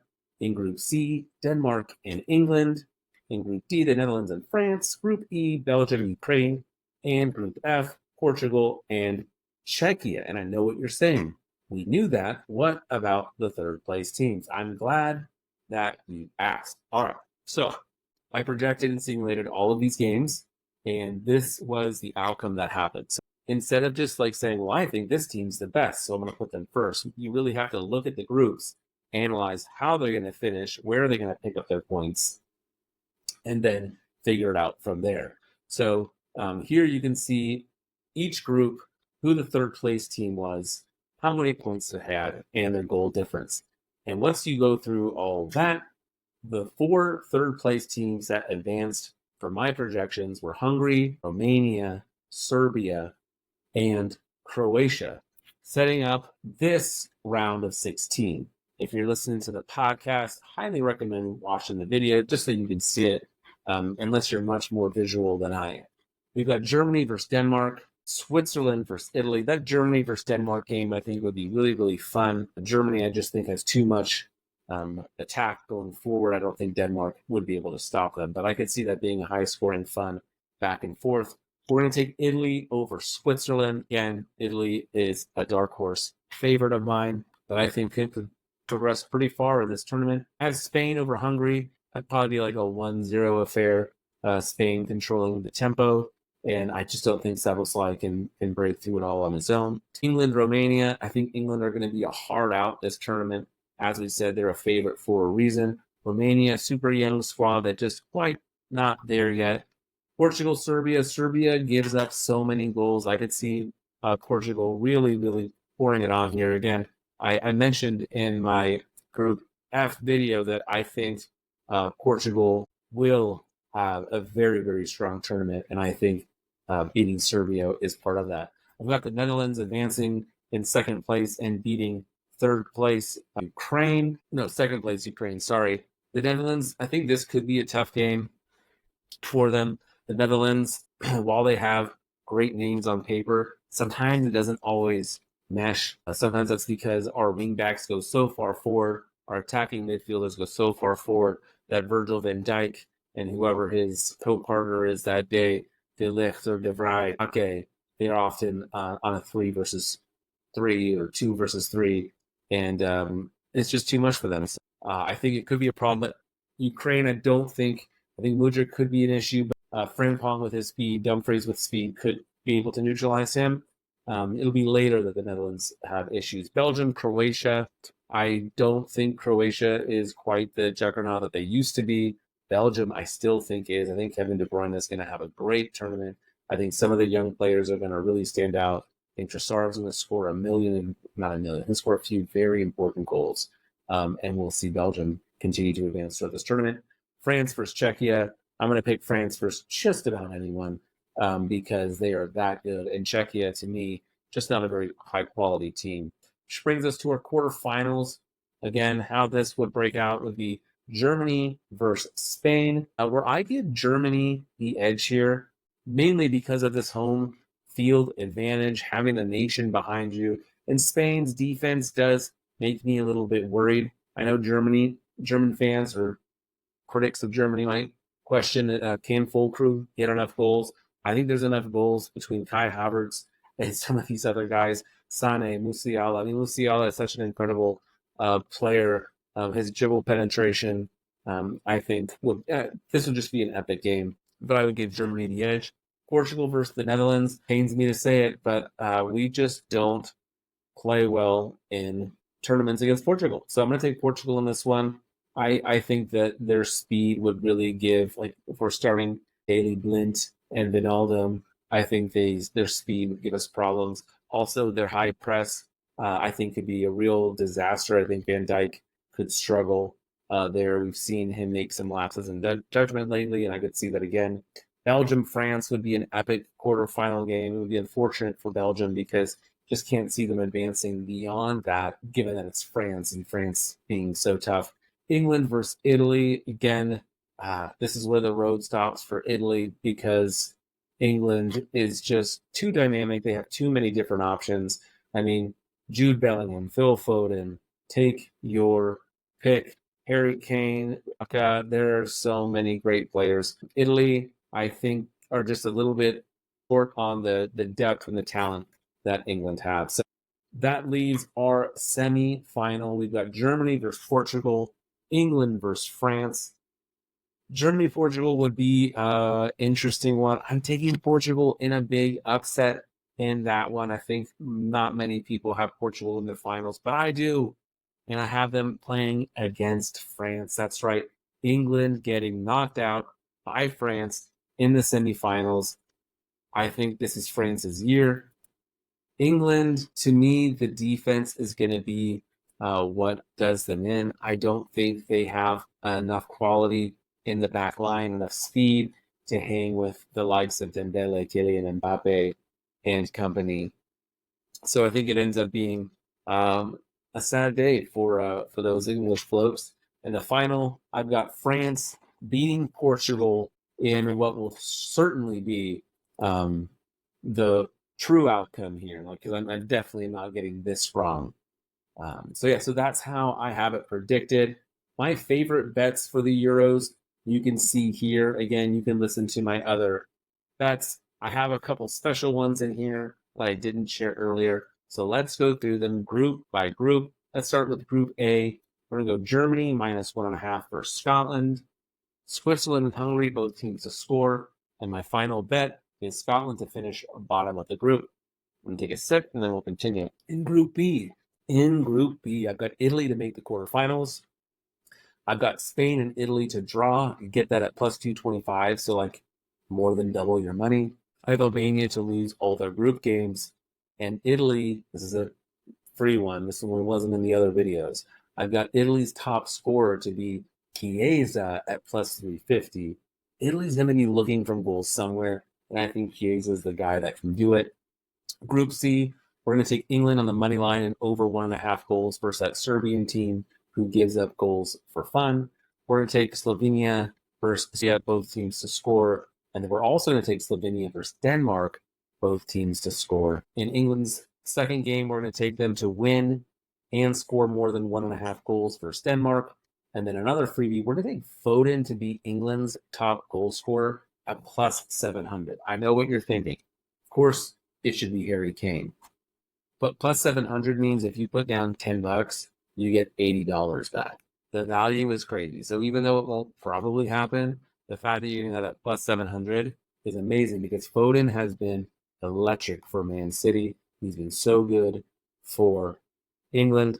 I could see him scoring a hat trick in one of these games. I could see him getting a brace.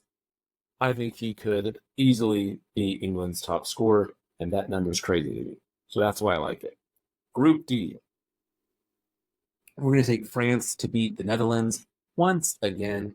The fact that this is pretty much at even odds is crazy to me. We're also going to take France to win and score more than 1.5 goals versus Austria. In the Netherlands-Poland game, we're going to take the second half to be the highest scoring half. We're going to take Poland's top goal scorer to be Lewandowski.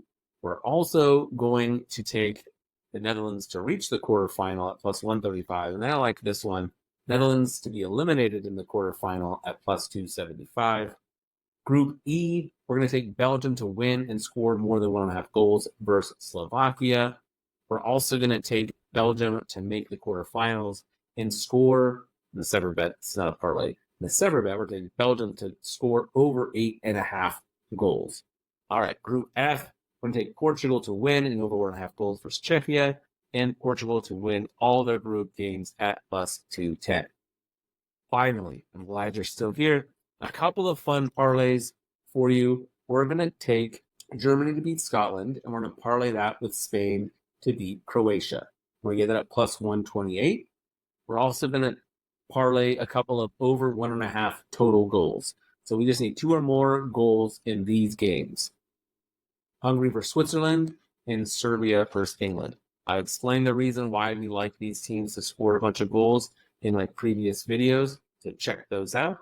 We're also going to take Belgium on the money line against Slovakia and Austria on the money line. Nope, we're going to take France on the money line versus Austria. So Belgium and France, we get that at plus money. And then we got one fun long shot parlay. We're going to take Germany, England, Belgium, and Portugal all to win their group. So we're going to take 4 of the 6 groups. We're going to take A, C, E, and F winners. Germany, England, Belgium, and Portugal. Now, if you want to get crazy and guess all the favorites to win, so you're going to add in France and Spain, you can get that at plus 829. But that's just bananas. All right, we did it.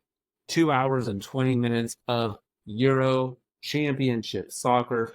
Again, cutting all these videos up into individual ones. Check out the ones you haven't yet. You can find them all at Ready That Action on YouTube or at your favorite podcast. Please like and subscribe. Thank you so much. Safe on the go. I'll be talking to you soon. Bye for now.